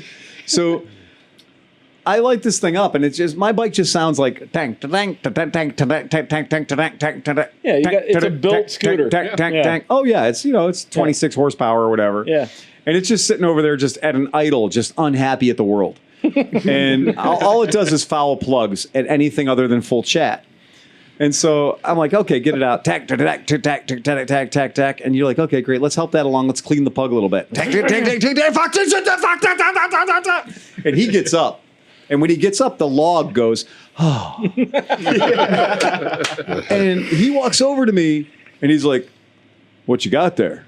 And I'm like, oh, it's a Vespa Rally 200. It's got a Melosi 210 kit, a Mazzucchelli crank in it. I got a big British expansion chamber exhaust. And I'm running a 30 millimeter Mikuni pumper carb. And I got a fuel pump on it because anything less than a half a tank of gas and it'll run out of gas. So you need to have fuel pressure on it. So I got a vacuum operated fuel pump on there. And yeah, it pulls real good. And I'm like, you want to ride it? And he goes, I don't think I should do that. And I can't make my voice go as deep as his voice goes because he's not human. He's like six humans. What's the guy that's like, I am Grong? Or I am Groot. No, he is Andre the Giant. And Jason's a big dude. And so everybody's scared of him, though, because Jason's Jason. And I'm like, yeah, dude, take it for a rip. And there is not a piece of pavement within fucking god-awful who knows. Right. It's all gravel roads or in a campsite. Built two-stroke scooter, gravel roads. And what a could go rally, wrong? and an orange Rally 200 is a piece of like God's own scooterdom. It's a very rare bike, right? And it's original, minus the horrible things I've done to the motor. And so he's like, I'm like, yeah, this is how you shift it and stuff. He's like, yeah, my brother's Christian. That's Christian over there. That's my brother. And I'm like, oh, you're Christian's brother, Jason. That's fucking cool. And Christian is a normal-sized human being. Jason is not. Jason is a pair of twins. His mom was on the HGH during that. Yeah. That was it. And so I let him take the bike for a rip, and he takes it out, and this thing wheelies in first and second, no problem. It's a fun bike, but it's on straight up racing tires. It's on street racing tires. So there's no grip in this gravel. It hasn't been knobbied. No, it's not Bandcamp approved. And he takes it for a rip, and he brings it back, and he's like, that's some shit right there. And I was like, thank you, man. That's really cool. And he's like, you want to take my bike for a ride? And I'm like, the Banshee? And he's like, yeah, here, go ahead. And I'm like, dude, I don't know. So you guys don't know how not country I am. I'm so not country. I don't ride quads. I've ridden 2 quads in my life. One of them, when I put it in backwards, it rolled upside down on top of me. Because the first time I put a quad in backwards, I didn't realize science doesn't work anymore and leans don't work anymore. So I put it in backwards and I tried to turn, but I leaned like the wrong way. And the whole thing went upside down on top of me. Anyway, dumb story for later. But I took this thing around. I'm riding around this tall elephant grass, and some idiot had cut down all these trees just to keep quads from riding around back there. So there's all these trees that were laid under the elephant grass. And I realized if you pull the Yamaha Banshee right up to the tree and just hit the throttle, the Banshee just jumps over the tree. It's fucking cool, man. So I rode it around for a little while, took it back to him. And my adrenaline was up, and I had a vein in my forehead and a boner. And I was like, fuck, man. So we just sat by the fire on that log, and we drank beers and talked about dumb shit. Yeah. He's a Harley guy. Yeah. So he was a Harley guy, had never had anything but Harleys and this Banshee. Mm-hmm. And we became really good friends. Yeah, once you find another 2-stroker, you're going to not hate each other. Oh, fuck, man. It was so cool. Romance right there happened out in the woods in Pennsylvania. Did you touch tubes? We did touch tubes. Yeah. All right, good. And I rode Bruce's son-in-law brought it was his Yamaha YMF 450 whatever race quad or whatever, and like just doing 1 or 2 laps on that thing, it was just it's like, okay, I'm worn out. Like it's like, oh shit! Like you can't go 1-2 gears. And like you need an exoskeleton to ride that bike. I am way like you shouldn't ride that bike with human cartilage. Yeah. Like human ligaments and cartilage should never be on that bike because all it does is grab the earth and fuck it. Yeah, yeah. It just leaves claw marks on the planet. It's really cool. So much fun. The wrong way, the day gets longer. Yes, exactly. You can feel the earth kind of nudge a little I'm telling you, and that's one of those things like Jason Cholko, and to this day, I love the fucking guy. He's one of my absolute favorite human beings. And we've got him in Cleveland now. Like this guy's back tattoo, his back piece is the Pittsburgh Steel Mills. Oh, yeah. Is his back piece. He's blue collar as hard as fucking life. And his back piece is the size of like, a 47 cubic foot refrigerator. And like a LeBron poster. Yeah. Like a LeBron poster. When he dies, they're going to drape. The guy from Silence of the Lambs would be like, oh my God. Yeah. When he dies, they're going to drape his skin off the buildings like the show. The dude's a big fucking dude. And then like right after he got this giant back piece done, he moved to Cleveland. And we were like, that's just a fuck you to the world, is like to get a giant Pittsburgh back piece and then move to Cleveland. Good, God love him, man. That's bold as fuck. So that's a moto story from Unkie Phil. Right. And that was a sample. That's what you can expect. We'll see what's going to happen. I think it's going to be cool. Yeah, it'll be fun. You have a lot of stories. Yeah, a lot of interesting. Yeah. And this is why this kind of podcast works. You have a whole bunch of different people with a lot of different stories. Yeah. But they all have one common interest. But you have a million stories in that common interest. Well, a big part of it is that I have been a magnet for stupidity. Because anytime I'm there, I'm always doing what? We're always saying, well, we should have more alcohol, and then we should do more vehicle things. Well, do you know how many times somebody said, like, blah, blah, you know Phil? I'm like, yeah, I know Phil pretty well. Okay, great. Yeah, that can't be true. And then, like, I'm like, well, no, actually, I have a picture of that. And it usually happens, yeah. There has been unusual amounts of photographic evidence. Well, no, that's good, though. Yeah, well, it's support. Well, it's good. It's good. Not for. I can't run for Congress. I was about to say, if you ever wanted to run for office, you're not going to do. You are aware that my wife works in the public schools, right? Right. So, well, let's never let the truth stand in the way of. And that's another big part of it too, is the correct amount of embellishment. So when you tell a story, you have to embellish it enough so that you know that the person that was there that witnessed it will give you a thumbs up and say, "No, that happened." Yeah. Yeah. But the windage on embellishment is about 30%. It lets that person be cooler too. Well, we were all there when it happened. Well, you know, and I've heard that story before, Right. and I've heard of different variations. Like you talked about how you took the side panels off of Yeah. your rally, and that Oh, checks fuck out. yeah. That Yeah. checks out. Yeah. So Even if it doesn't check out, just go along with it. Well, No, but that's the thing. I did have 25 people try to push my fucking bus out of the mud at band camp. As I sat there and just went, you guys, come on, you guys. that's another podcast, Phil. That's another podcast. I'm pretty sure you have at least 25 witnesses to that. Yeah, and every time I see the pictures, I realize that I'm the asshole in the seat of the bus, holding the steering wheel, pressing the gas, as people I love are trying to push like 26,000 pounds of quagmired Well, shit. my favorite thing, and the only reason I'm still on Facebook for the most part is for stuff like this, Yeah. where somebody will Torture everybody. Well, no. So like when Bandcamp came up, I do that too. But when Bandcamp came up, and everybody was like posting, they're like, "Oh, I wish we were at Bandcamp." I think, of course, like somebody posted a thing of like 8 years ago where like there was like jousting with kilts with no underwear and balls. Yeah, and like that was always a story. I can't take that away, dude. I can't take that No, away. but there's always a that's story. on YouTube. Yeah. But like you didn't post it. No. It was like some other person posted and just proved your story to be right Well, with a video. the one thing about And I can't unsee it. the world now is that there's a lot of cameras. Right. Bandcamp was supposed to be sacred. Right. Yeah. Bandcamp was supposed to be sacred. Now there's balls flying What everywhere. happens at You know Bandcamp what? stays What at has Bandcamp. actually made it to Facebook is not even close to what happens. That's No, true. no, That's no, absolutely- of course It's not. been- Of course not. Bandcamp's been very good about that. So, how do you feel about 80 Hurspers Okay. and 250 pounds? Yes, Yeah. Guess how you get that? you double an electric NC700X. Look behind you. What is that? That is a two-stroke. I Oh. saw this somewhere. So that right there, you my brought friends. it up when we were It's looking got at 8 more horsepower than the dump truck. It does. It's got 72 horsepower. Man. So this little British company, founded by Christopher Ratcliffe, is called Langen Motorcycles. They're going to do a little batch of these beautiful, and I think this is a gorgeous motorcycle. I is. love everything about it. I like how it looks like it's just what needs to be there and nothing else. Do they offer a lower peg position for us? Yeah, challenge? because the pegs are currently. Yeah. I like in the skeletonized Gerber frame. Yes, I they, do too. Do Yeah. they offer turn signals? Well, wow, I'm glad you asked. It's European. So it's an integrated- this right here is Oh. 250 cc's. That's 250. That's a 250, man.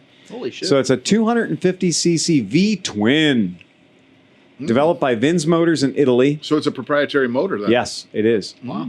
80 horsepower. What is that? That is air management.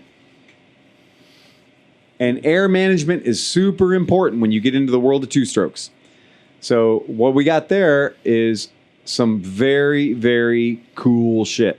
So we can see. Cylinder. Yep. So it's an L-shaped Yep. Right. cylinder. 90 cylinder. degree. Yep. In the 90 middle, degree. you have a manifold, probably with a fuel injector there. Yep. And Yep. those things sticking up are air scoops. You got it. Managing So this the would be air- facing forward. Mm-hmm.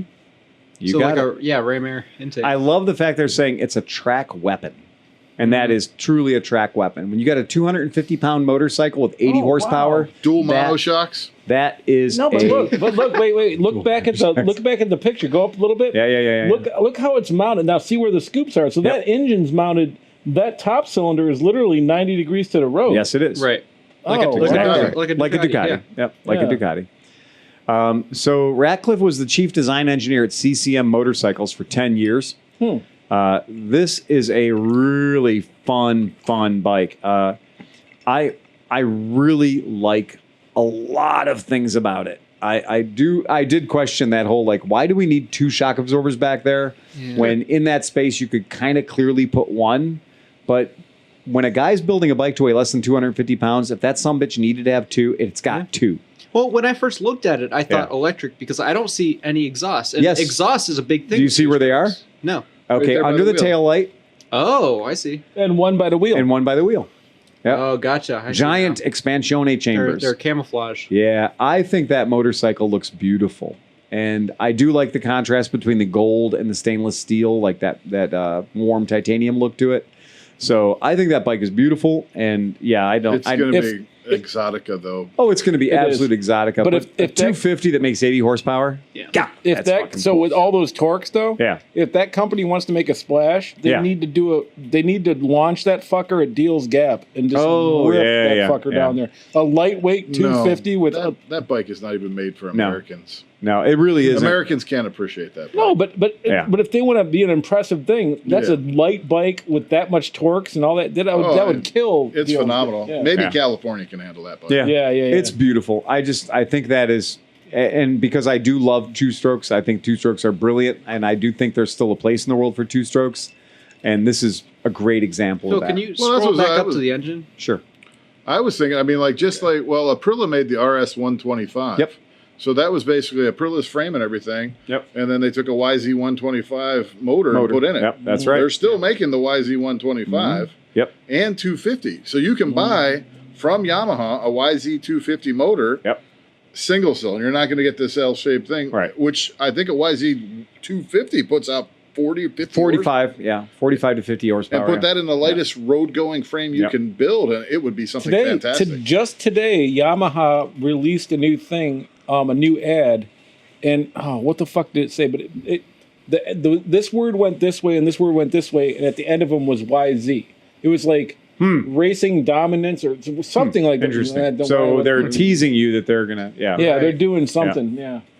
So Or the buy thing I a noticed YZ250. with this is that it looks like that bottom cylinder should be facing straight forward and the top cylinder straight up. But it's But not. if you But it's look not. but if you look at the photo below, the airbox is almost perpendicular. That's to what I the was earth. saying. So Yeah. that one So cylinder it's like is a V. It's like a V. Yeah, like that. No, it's not a Well, V. they It's get the oil back that. into the- It's an L. This one goes It's a straight two-stroke. forward and Well, down. right, It's an L. but the carb Yeah. or the fuel injectors are straight ahead. So that might Let's be. look at this Oh, picture right, here. yeah, Look at right. that. I'm picture assuming right there. it's You can see oil it. injected, and I'm Yeah. assuming it's probably oiling the crank Bridgestone style. Yeah. So that's where you're actually force feeding oil through the crank, Through the crank. up the connecting rod, and to the wrist pin. Yep. and That would stuff make like- more sense for high RPMs and super fucking cool. Super beautiful, Yeah, man. really, really neat.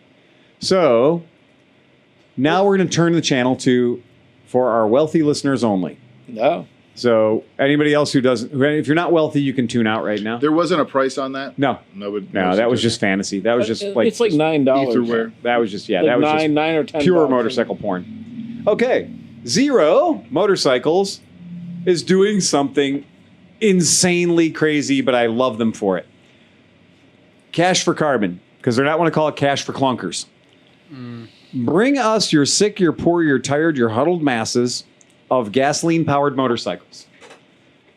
If you bring us a insert name of motorcycle here, whatever it is, I don't give a fuck.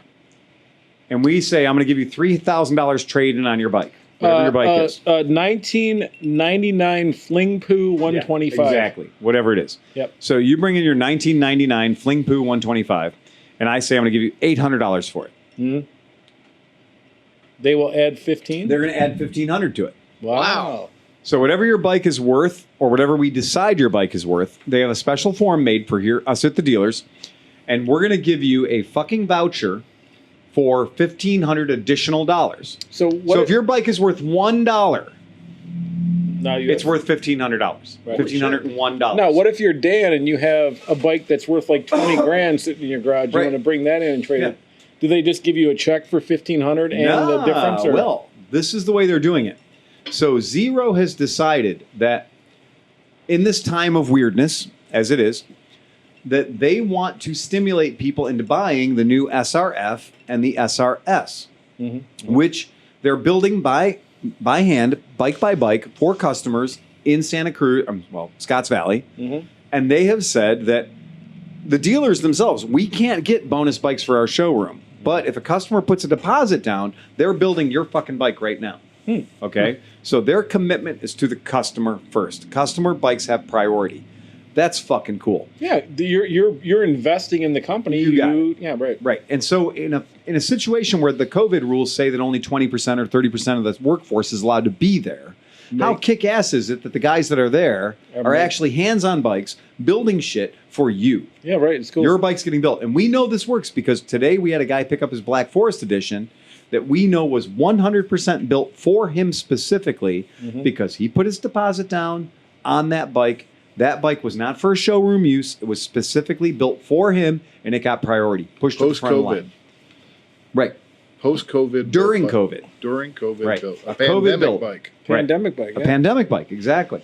So this is a program they just fucking launched. And I got to tell you, this is badass because if you were thinking about getting an SRF or an SRS, which are the two bad boys, 140 foot-pounds of torque, 0 to 60, and it just happened. It was over. That was it. You missed it.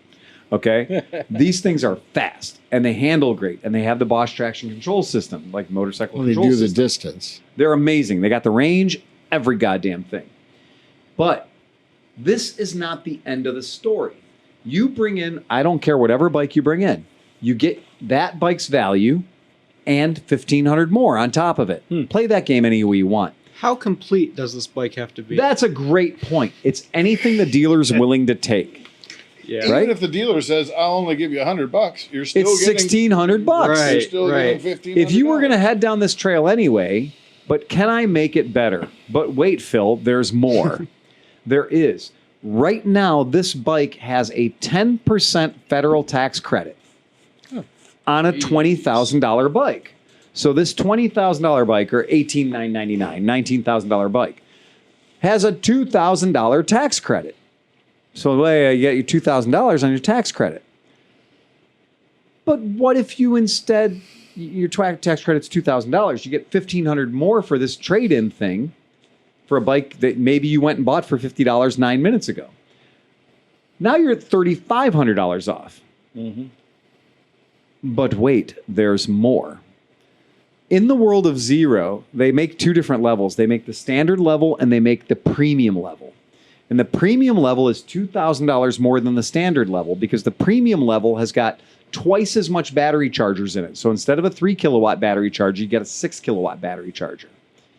And the premium level gives you the heated grips and the little baby windshield on the front or whatever. Okay. But there's a $2,000 price difference between a standard and a premium. Okay. Not anymore. Now check this out. If you order any charging devices with the tax credit are now a 30% cash or tax credit. Wait, Phil, roll that back. So if I buy the standard Model Zero at $18,995 and I take my $1,500 trade-in and I take my $2,000 tax credit, I'm getting, $33,000 off, 10% tax credit on $18,995. So it's $3,400 off. But now I decide to buy the additional charger to make my bike from a standard into a premium, which would be a $2,400 investment or $2,000 investment if you buy the kit, because the kit to turn your standard into a premium is $2,000. You're going to get 30% of that in a tax credit. Well, 30% of $2,000 is $660 odd, right? So how much is my Zero? So this ends up, so you end up getting a premium that you built to spec for yourself. You end up getting a premium for no shit, $16K, $15K, $16K. Wow. Well, that's less than a fucking SR. That's less than a DSR. That's less than any of their older bikes if you take advantage of all the weird shit that they got going on right now. So if you had a molecule of an idea that you're going to call buy, it weird. I call it fantastic. it's fucking cool. And I love these ideas where they have these stacking discounts that you can play the game and win. You can end up with a 6 kilowatt charger bike, which is super fast charging. All these level 2 chargers, they charge at just above 6 kilowatts. So you're using as much energy as they can put out, which is smart. Are they going to bring out a 20-year zero APR? No, they already have a 7-year low APR. So you're taking this bike and being able to pay for it in 7 goddamn years. Wow. Have you heard about interest rates right now? I know. Mm-hmm. This is a great time This to is buy a really good time to borrow a lot of money.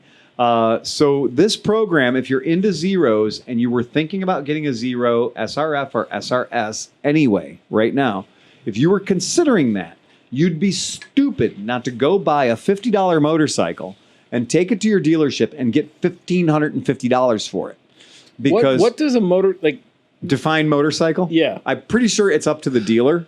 Okay. I've read the form very carefully. Does it have a title? And really, that's what it comes down to. If it has a title, it's a motorcycle. And, Zero always has amazing programs. Like if you're a first responder, Steve was able to get, how much did you get? $500 off? Yeah. So you got $500 off because he's first responder. Zero's super proactive with that stuff. Are you a first responder?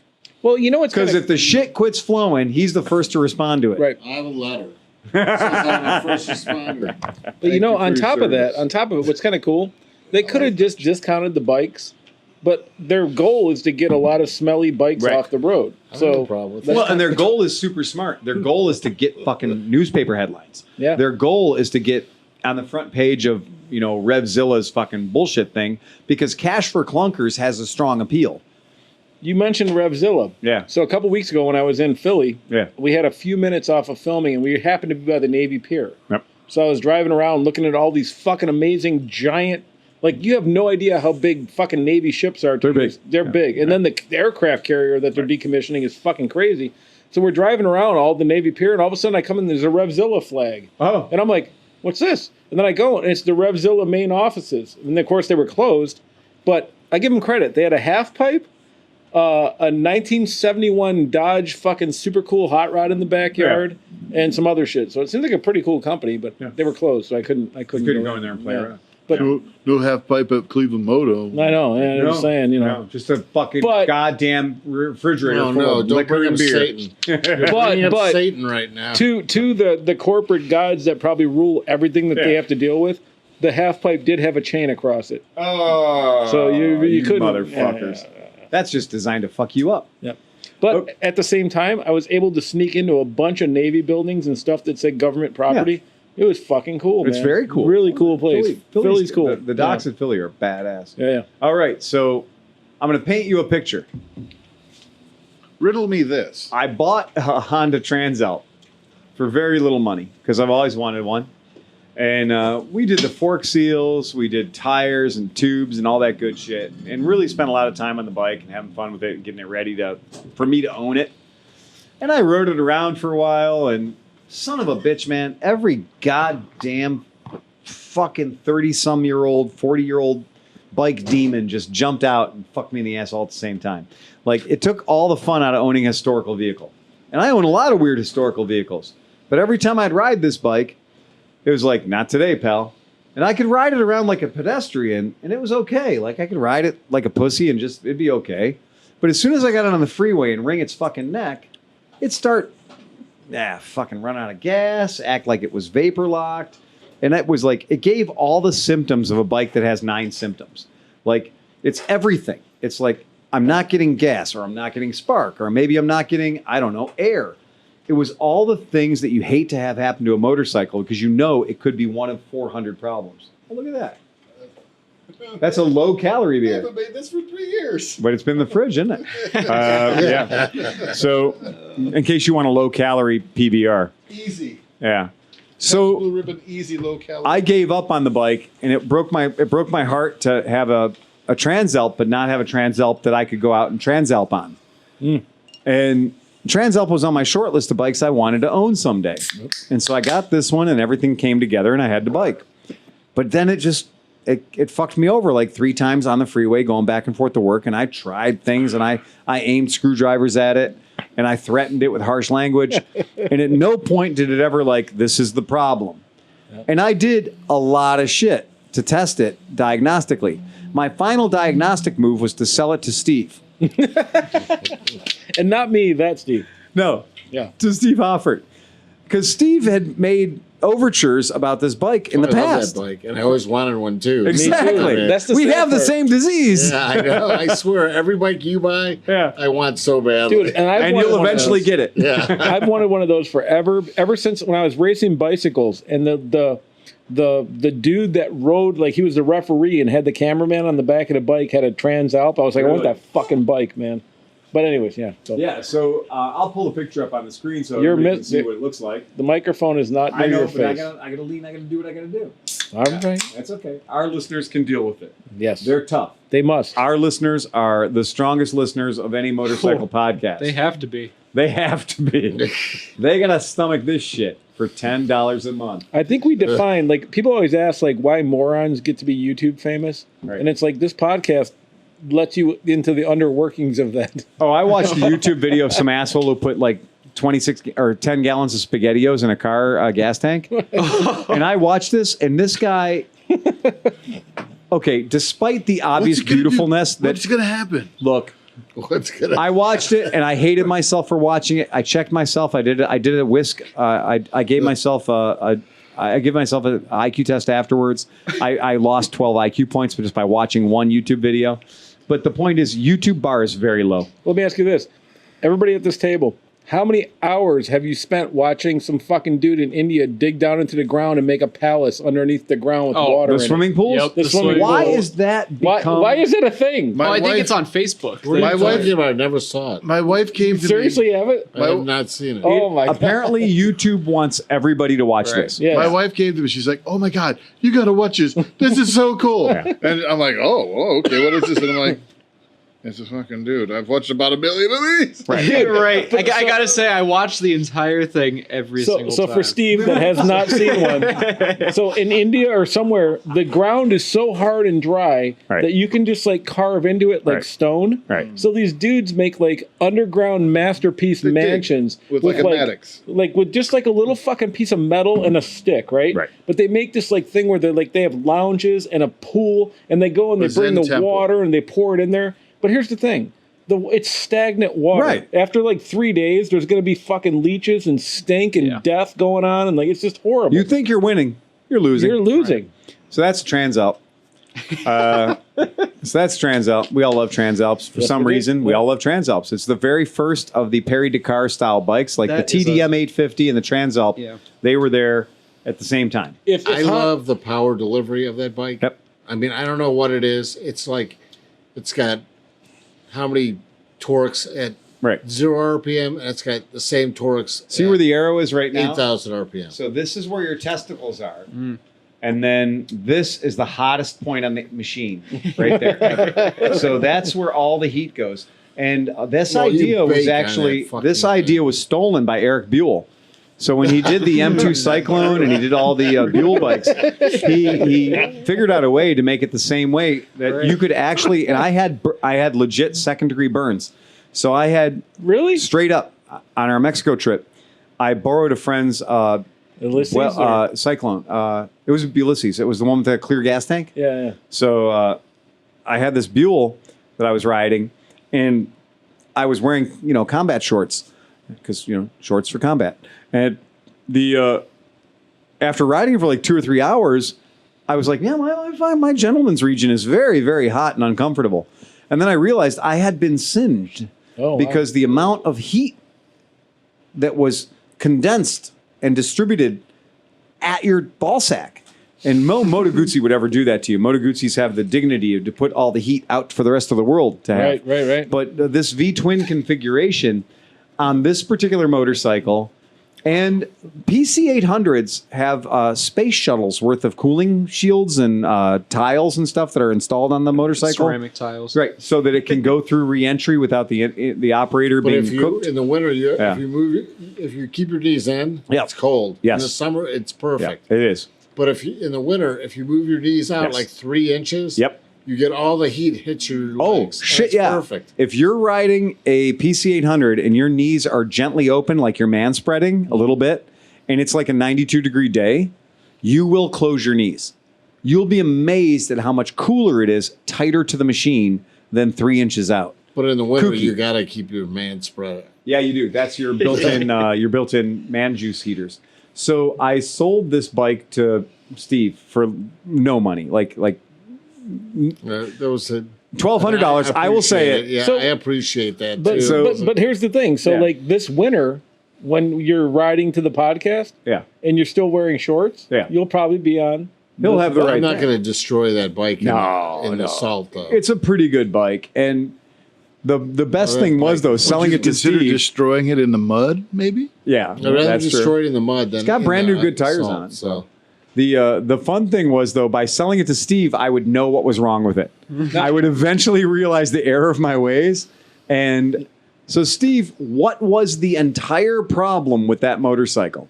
So the same thing that happened to you happened to me. Right. It stalled on me like Oh, the symptom wasn't going to 10 change. times. It dies. It loses one cylinder.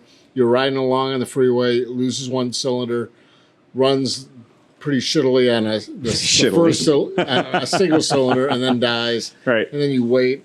It kind of like recuperates. I've had this happen to bikes, so I'm very interested. Yeah. Well, this is a really, then really you can go good like tech tip. 5 more miles or 4 more miles, and the same thing Pull happens over, stop a again. little bit, fires right up. Yep. You take off, get out on the road, 70 mile an hour, you're doing good. Boom. And then all of a sudden, Exactly You like lose you run out loses of one gas. cylinder loses first, one cylinder. and Yep. then it loses the second, and then you're done. Yep. So That's exactly right.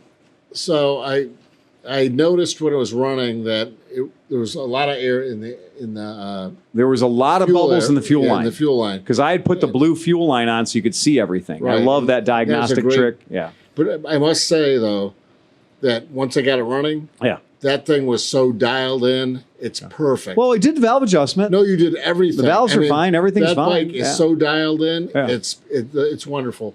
But so But I fuck knew me, it was I couldn't something- make it so run right. It was acting like a CDI. It was like you didn't know if it was fuel or if it was one of the Exactly. CDIs was Right. dropping out. Yep. And so I was thinking, maybe one of the second CDI was Right. bad too. That's what And I thought. It Yep. was a heat issue. Right. And when it got hot, the CDI would drop out. Because remember, when we first got it, it was running on one cylinder, but not the other. right, and the one CDI was bad. And these little igniters that Honda used in the late 80s and early 90s, these little tiny things are basically the size of a Zippo lighter. And they each have a plug in them. And they're not cheap. You can get them from Rick's Motorsports, and they work great. They're much better than the original article. And we had one of them was bad, and we moved it around, and we got the cylinders to fire based on moving that igniter around. So we did order in a second igniter for it. Then we had good fire on both cylinders. Bike could pull like a freight train until I got exactly halfway between here and my house on the freeway. It was exactly like 20 miles. 20 miles, and the it would bike would die. just shit the bed. And Yeah. it happened to me, like I said, 10 times. Yep. So I had it at work. I decided, well, I was looking at the air bubbles in the fuel line, and I decided, well, it's got to be losing. I mean, I assumed it was losing Right. Yeah. prime or like because with one cylinder dropping out and the other one running and then dying, it seemed like a fuel issue. And the only reason I knew that is because my C70 Right. had an issue with buildup in the chamber. The fuel came in one side. The way the carburetor was built, it had a passage through the carburetor, and the fuel came in one side, and it flowed into the bowl on the other side of the carburetor. Okay. And that built up with like a thin line of like carbon or something. And so it would run perfectly, but once you got up to 50 miles an hour, it would suck the bowl down and it would die. And so that was when I told you, I thought our float needle was set wrong. I thought I'd fucked up and set the float height wrong, and I was starving it out of gas. Right. And Because I would pull off the side of the road. What do you do when you pull off the side of the road? You open a gas tank, you let air in case you got a vapor lock, you cycle the fuel tap on, off, reserve, whatever. You pull the choke, even though the motor's hot, we always pull the choke, and then we crack the throttle 50 times, and we stab the start button and pray to God.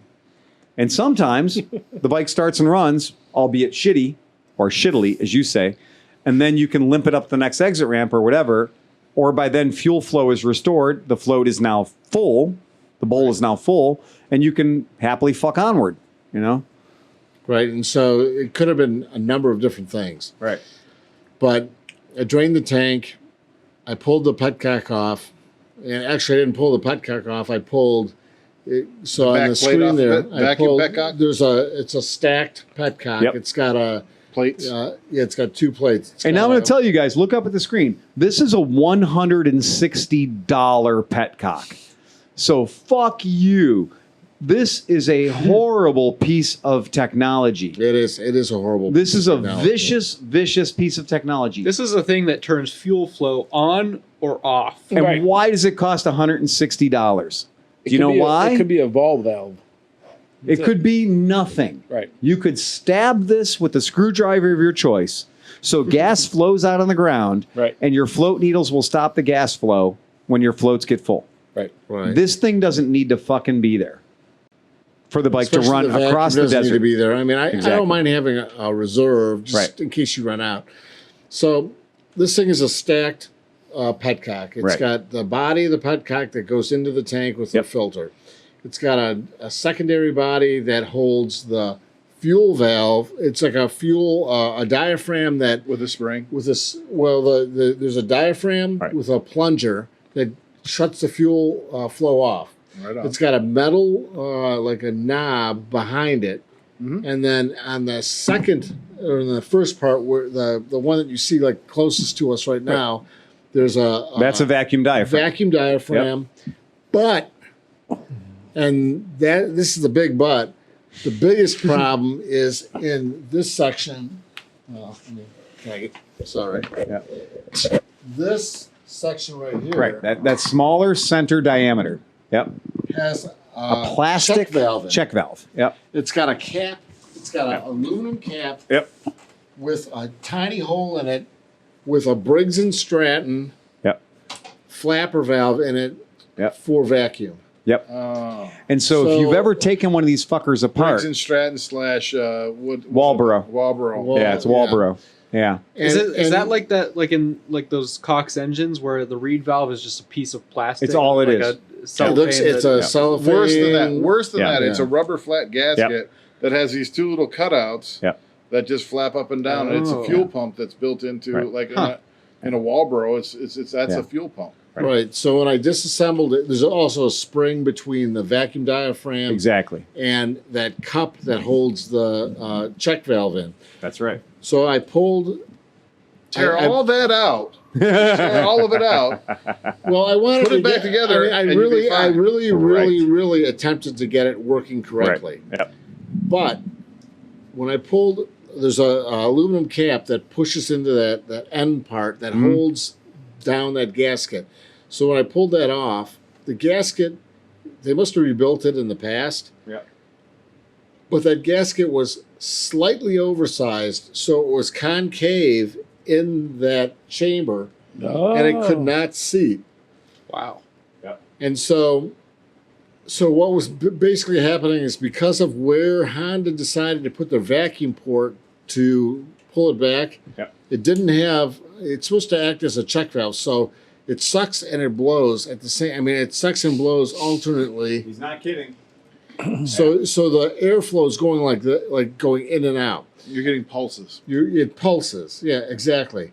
So by that check valve malfunctioning, it was pulsing that diaphragm in there, pulsing the fuel valve like this, Oh, the wrong way. and so it never really fully opened, and it never There you go. really. I brought that Fully picture up so you closed. guys can see a lot it. of guys, like a lot of the vacuum petcocks guys, are like, But they don't show it. take the spring out, See, throw but they that don't away. show it. See this right here. Right. See that little cap? Yep.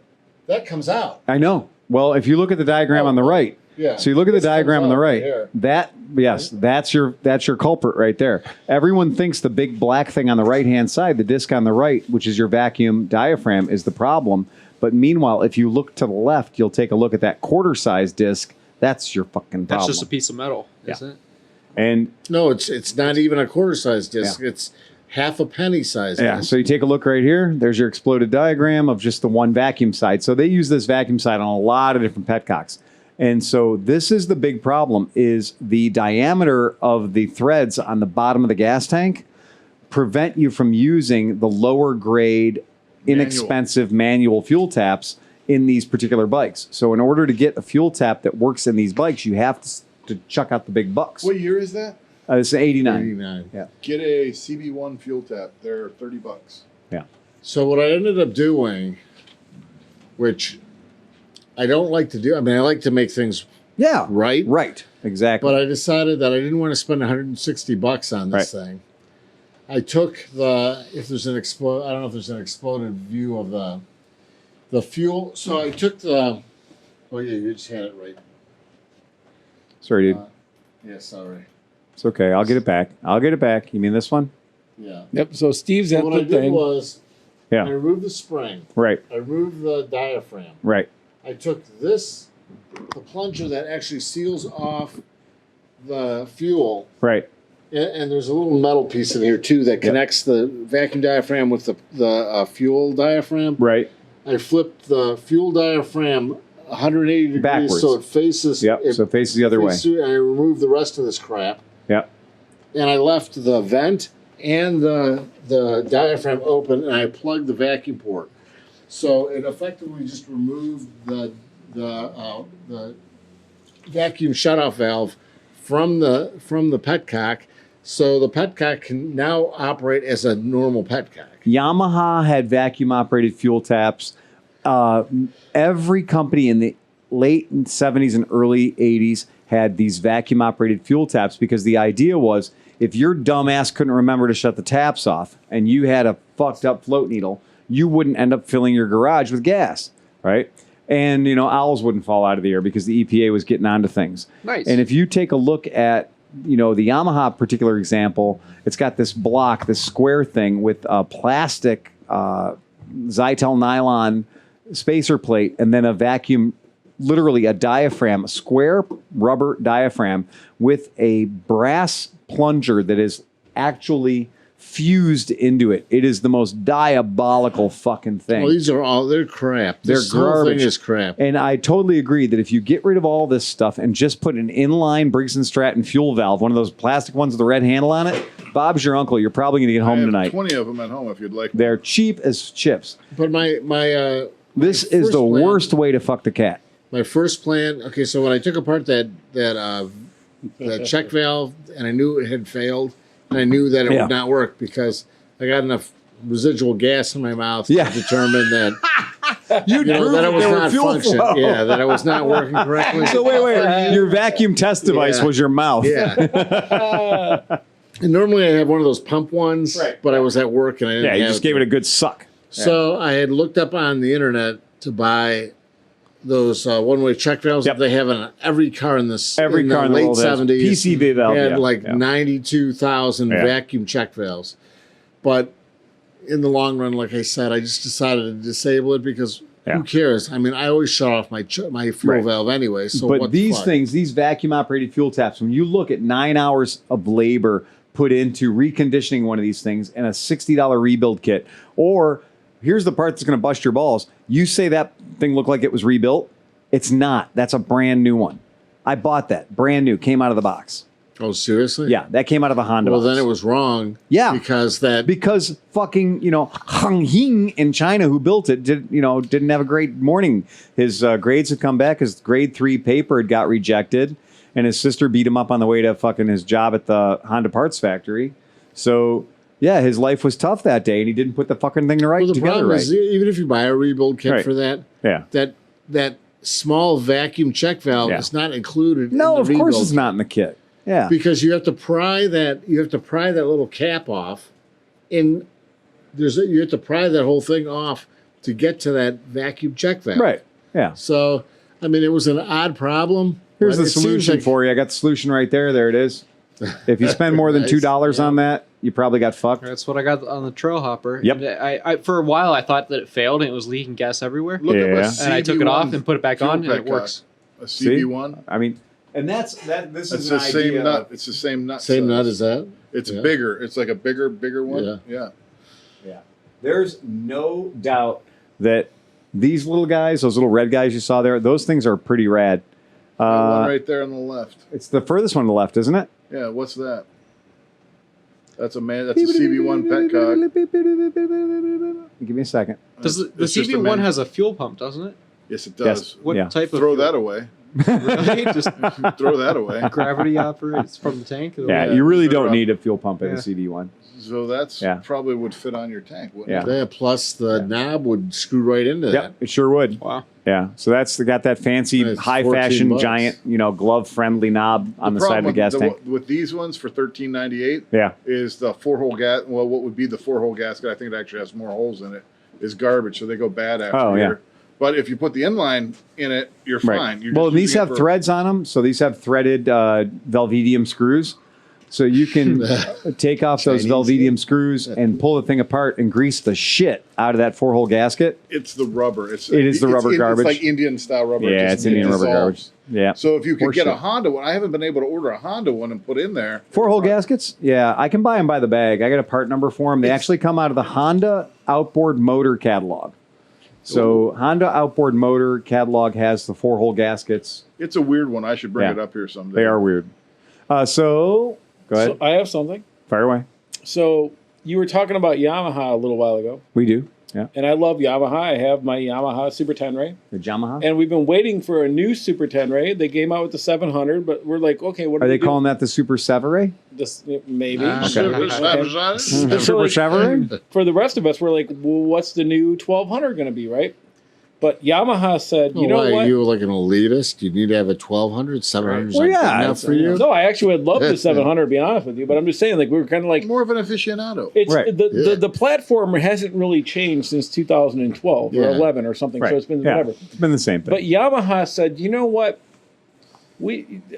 There's huge adventure guys out there, but we don't need to do another one of those. What the world needs is a new Nikon.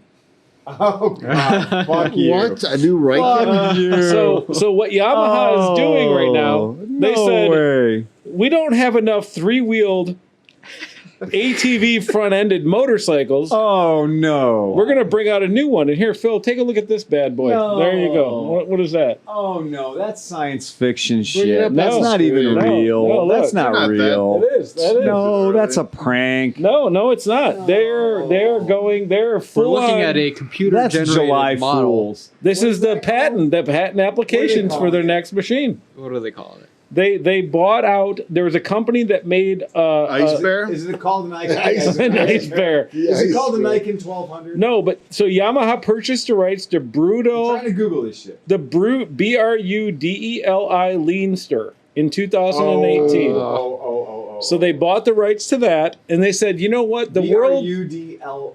DEL. Brudeli Leanster. Yeah, because here's the word. If you take what it does Yeah. and add stir to it, That's quality. right.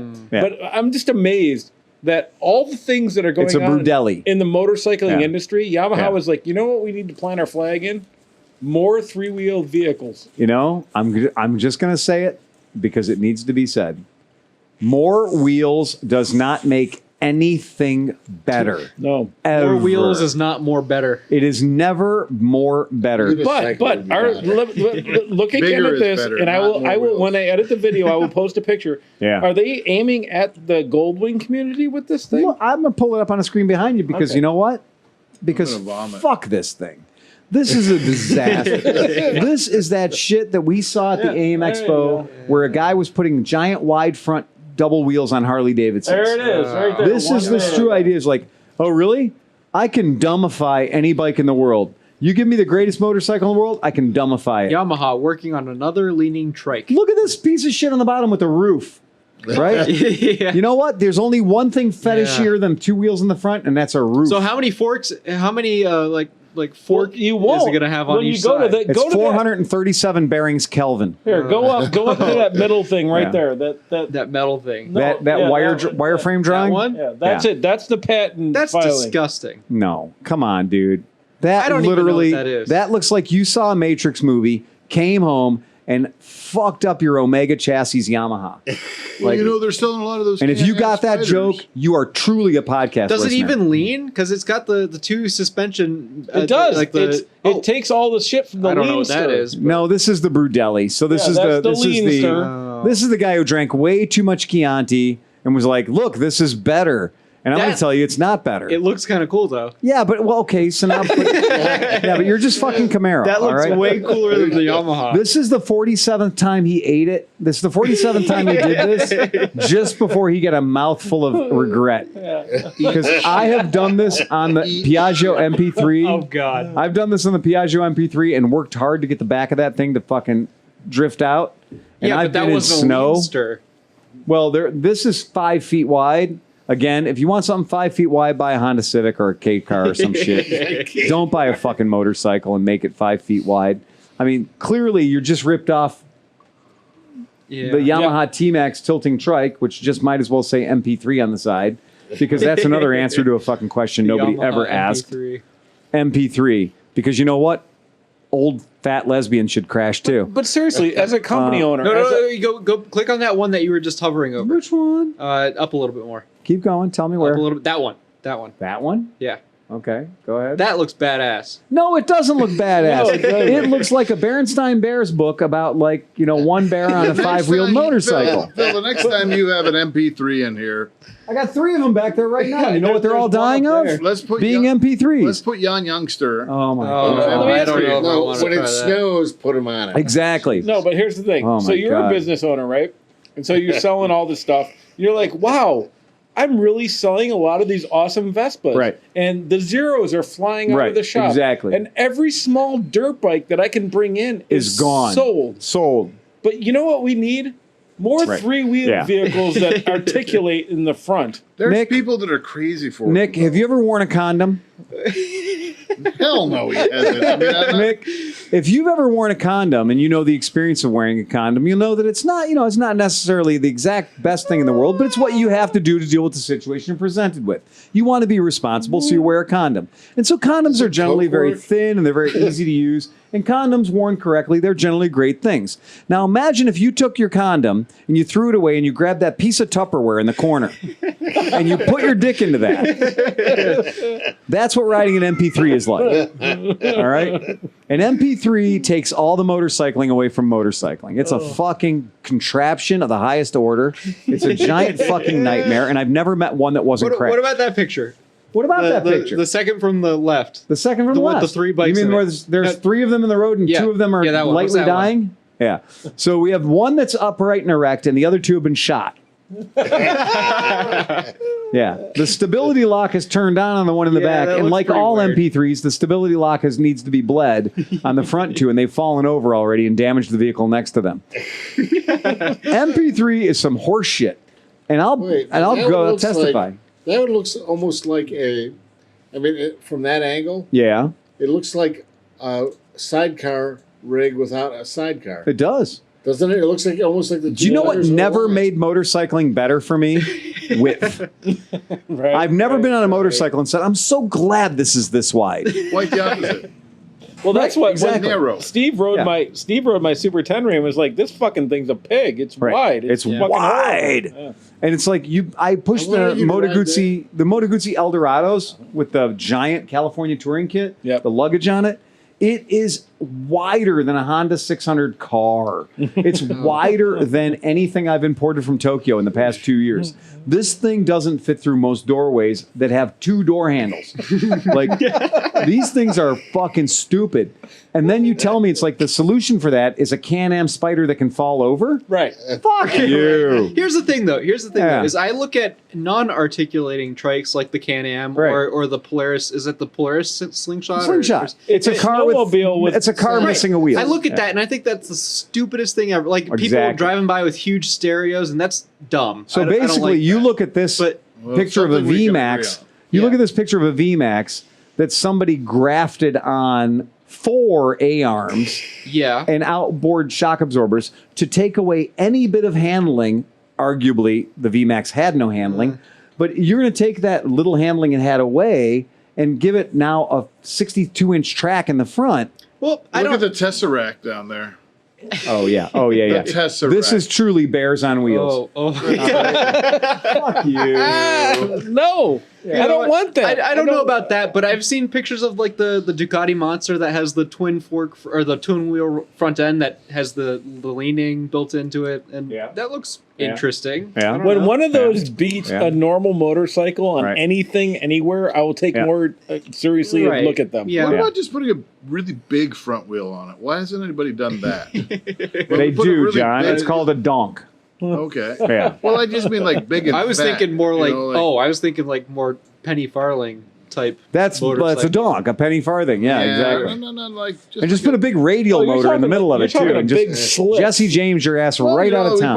We put a big fat wheel on the back. Let's put a big fat wheel on the front and have two big fat Oh, wheels. there you go. TBT Yeah. track. And with like That's four Batman. and 4 psi, so you have a giant contact. A big patch the contact whole patch. Yeah, time. yeah. Just dark side that fucker right out. Yeah. I don't think there's anything wrong with your idea. I think your idea is absolutely great, and you should continue to sally forth with your fuckwithery I prefer as far as you'd to like go to. gaily forward, but okay. Exactly. Yes. Enjoy your Honda and go gaily forward. There is a really there's something evil. Tally ho! There's something evil about the idea that having more wheels At least I'm keeping it to two wheels. is going to make your ride better. better. You know. Vutara And- I can tell you is that better. the third wheel on that Euro More is makes it not up. better. Not very good. No, and I've never ridden one, and I've ridden plenty of Can-Am Spiders, and I've ridden plenty of MP3s, and I've ridden several ridiculous trikes. It doesn't feel like a motorcycle anymore. If your goal is to ride some weird monstrosity thing that's weird, I'd rather way to ride go, dude. I'd rather ride a souped-up mobility scooter. You know what? I have I one. was the biggest anti-proponent for trikes, like Yeah. the Honda Yeah. trikes and stuff like that before. And then I tried Cinch's Smash up derby. Honda, Right? and I totally get it. I totally I get it. understand it. What is that? A big red? It's Is a that big what it's red. called? Big It's a red. big red. Yeah, no, but I mean, I was riding around super carefully at first, and I was like, "This makes no sense at all." And We're then, going to bring it out to Mini Ohio. Yeah, we are. Yeah. but then I got it onto like Overland? this field with some grass, and I started leaning the wrong way, and it all made sense. Yeah. You have to do all the things wrong to make it work. It was There you go, perfect. guys. There you go. One bear on 5 wheels. There you go. That's where it's at. That's where it's at. No, when I was in high school, I had a trike with. It was a Volkswagen squareback back end and a Harley front end, Oh boy! and that thing was unruly. Unruly. Did it have Because you sat in the LSD? back Or? seat. That was the seat of the Yeah. thing. It didn't have a back. It had one seat. It was 3 across A couch. a couch. Yeah. A couch. And then if somebody rode with you, you had 2 people on the side. Did it have a wheelie it? solid axle? Oh yeah, it would wheelie. yeah. No, but it would was, wheelie at will. was it a solid axle or LSD or what? How did it turn? Well, it probably was just the stock And Volkswagen. a Harley front end. Right. No, I know, It but turned barely. Right, just had the It stock barely Volkswagen turned. If you transaxle. gave it too much gas, all It you didn't did was turn. go straight. Right. Okay, yeah, that's what I was asking. Right, because that's what I learned. Obviously on my 3-wheeler. No, it was the. It was the. So what it you have was- to do is give it the gas, do a wheelie, go straight. When it comes back down, turn. Right. That's exactly So how does you had to the does drive the it. You gotta does load the up the Honda, front does your end. Honda All right, have there a you go, solid guys. axle Yeah, in the back? solid There's no axle. differential. No differential. There you go. There you go. What the There you go. hell is that? There you go. There you go. Oh, you know When what? an MP3 is not I safe just at all. threw down. That is the royal God. flush right there. No. That is an 5 wheels? MP3 with a tow pack kit. 5 Unsafe wheels. at That any bike speed. exists in the world. It's called Smurf. Oh. I've met that person. They have got a MP3, which is 2 wheels in the front and 1 wheel in the back. They've added a tow pack kit, so now it has 5 wheels, and the tow pack kit has neutered the one thing an MP3 can do, which is lean. Yeah. That's awful.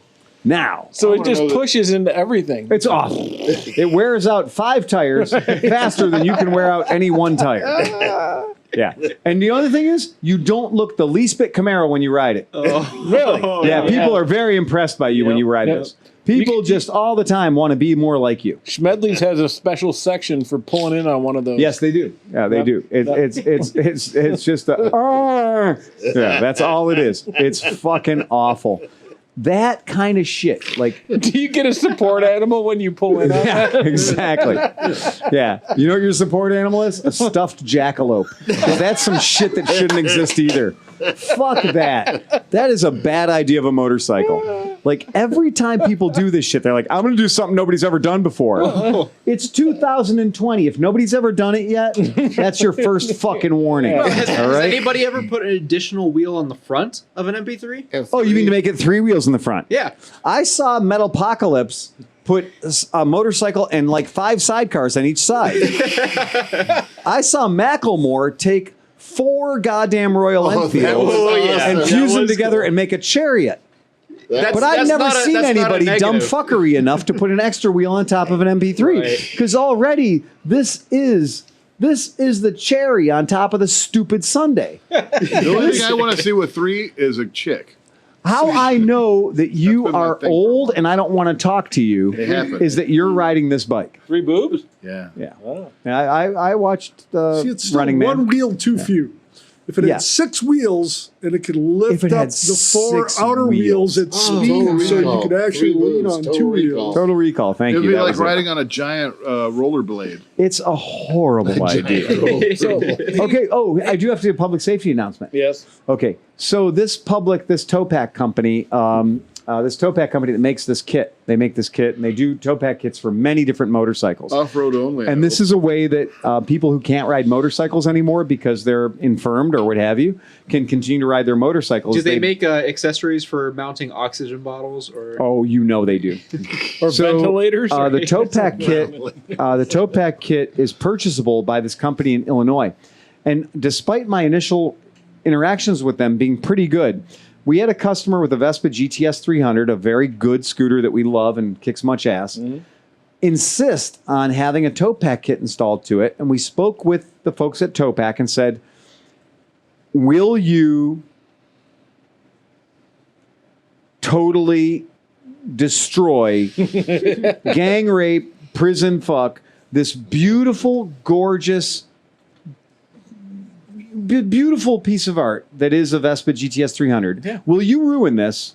And our customer's going to pay you to do it. And one of the beautiful things that GTS does is it handles like a beautiful, it's a really nice bike.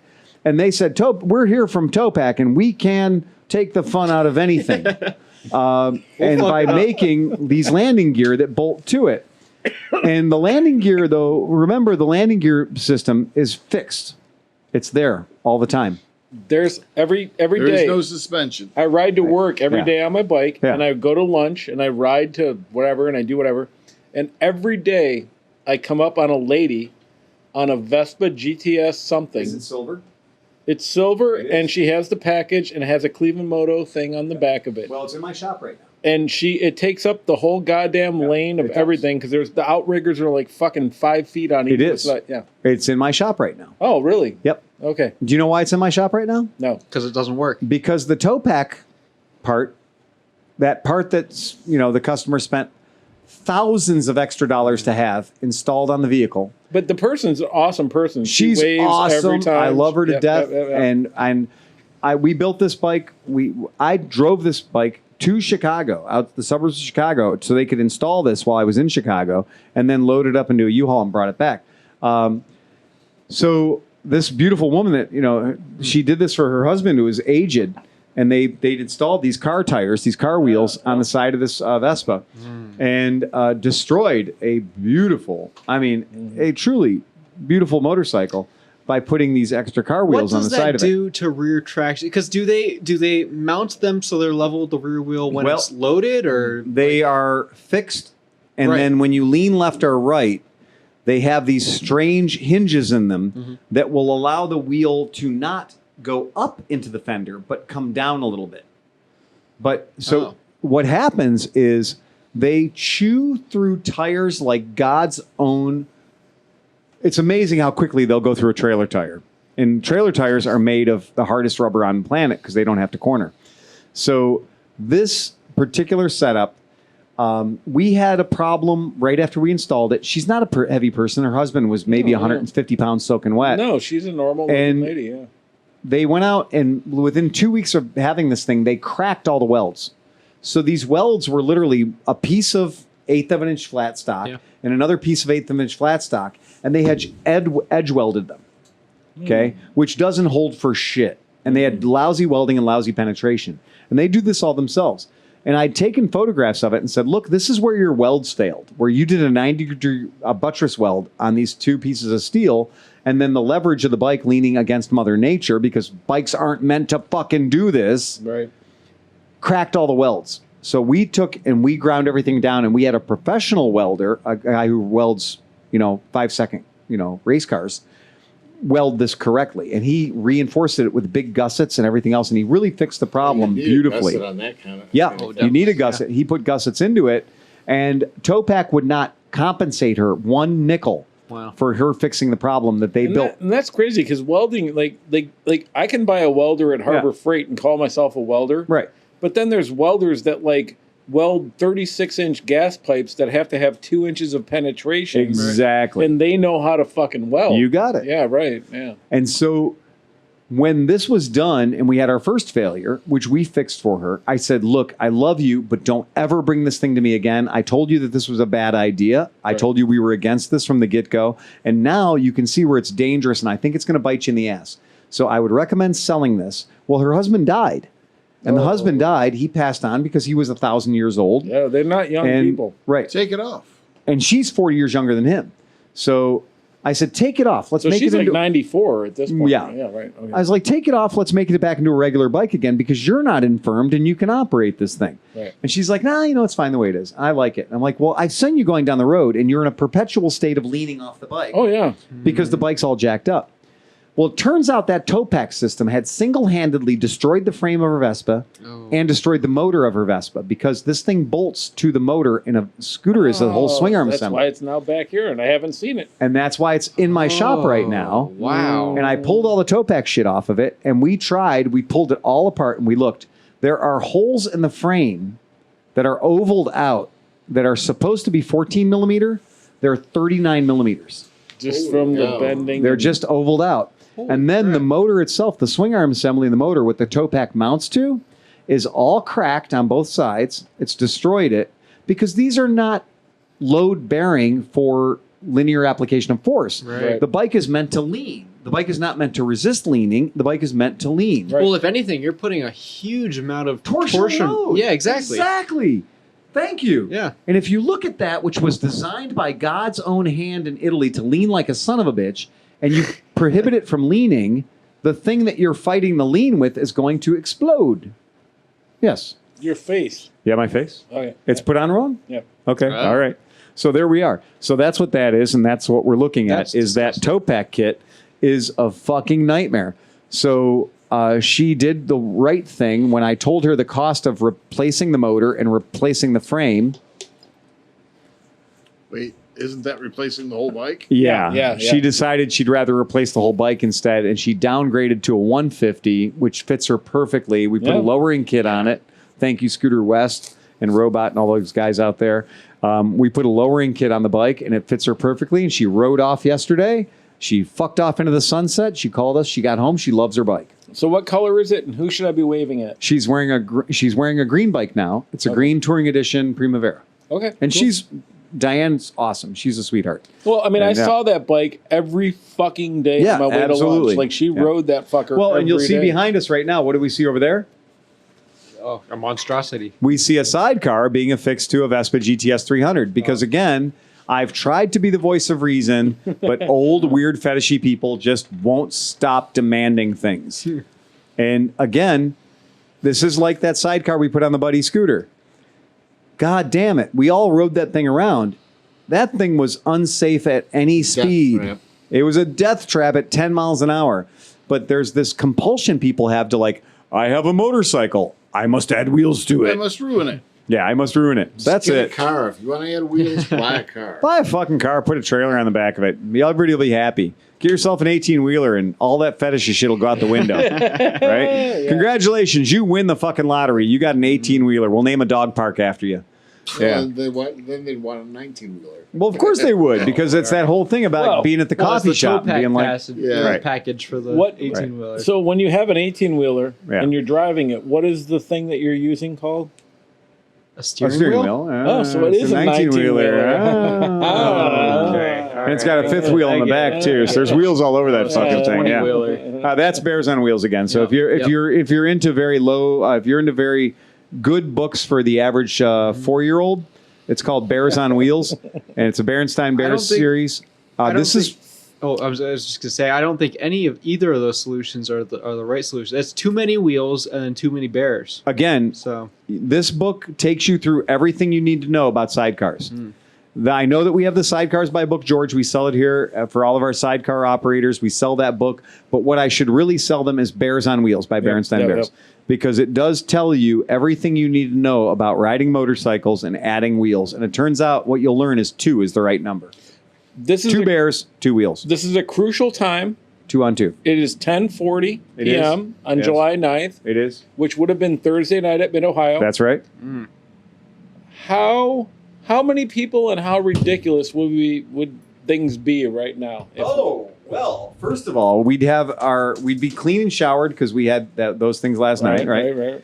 We would be well into our supply because we would be oversupplied. At this point, a lot of the motorcycles and misfits people would have shown up. Yes, absolutely. Right. All of our podcast listeners who are good people and have a booth space and stuff and know to get there on Thursday night would be there. Right. Sticks of dynamite would be going off. We'd be having sticks of dynamite going off randomly. We would have cracked into the top shelf Walmart coconut rum. Yes, we would. Yep. We'd be doing blender drinks probably. And Phil probably would be doing a burnout with something on fire at this point. That would be usually Friday night. Well, no, we're getting to almost 11 though. Yeah. You're usually pretty upfront about getting that, started. We do like to Get out start of the things way. up going right Yeah, quick. yeah. So that's it. So Mostly it'd just be hanging out, drinking beer, bullshitting, watching the fucking shit show parade go by, listening to fucking bikes being fucking doing. dude, you know what we'd be doing? We'd be doing that flashlight walk Oh yeah. where we try to see the bikes that are still in the trailers that ain't been unloaded yet. Yeah. And be like, yo, man, what do you want for that ST500? Yo, man, what do you want for that BW350? the ST90. Yo, man, that ST90. Yeah, that CT110. How much you got to have for that? Yeah. What's your price right now, man? I'll take it off the trailer for you. Yep. Yeah. That's what it is. Thursday night is all about buying from other vendors. Yep.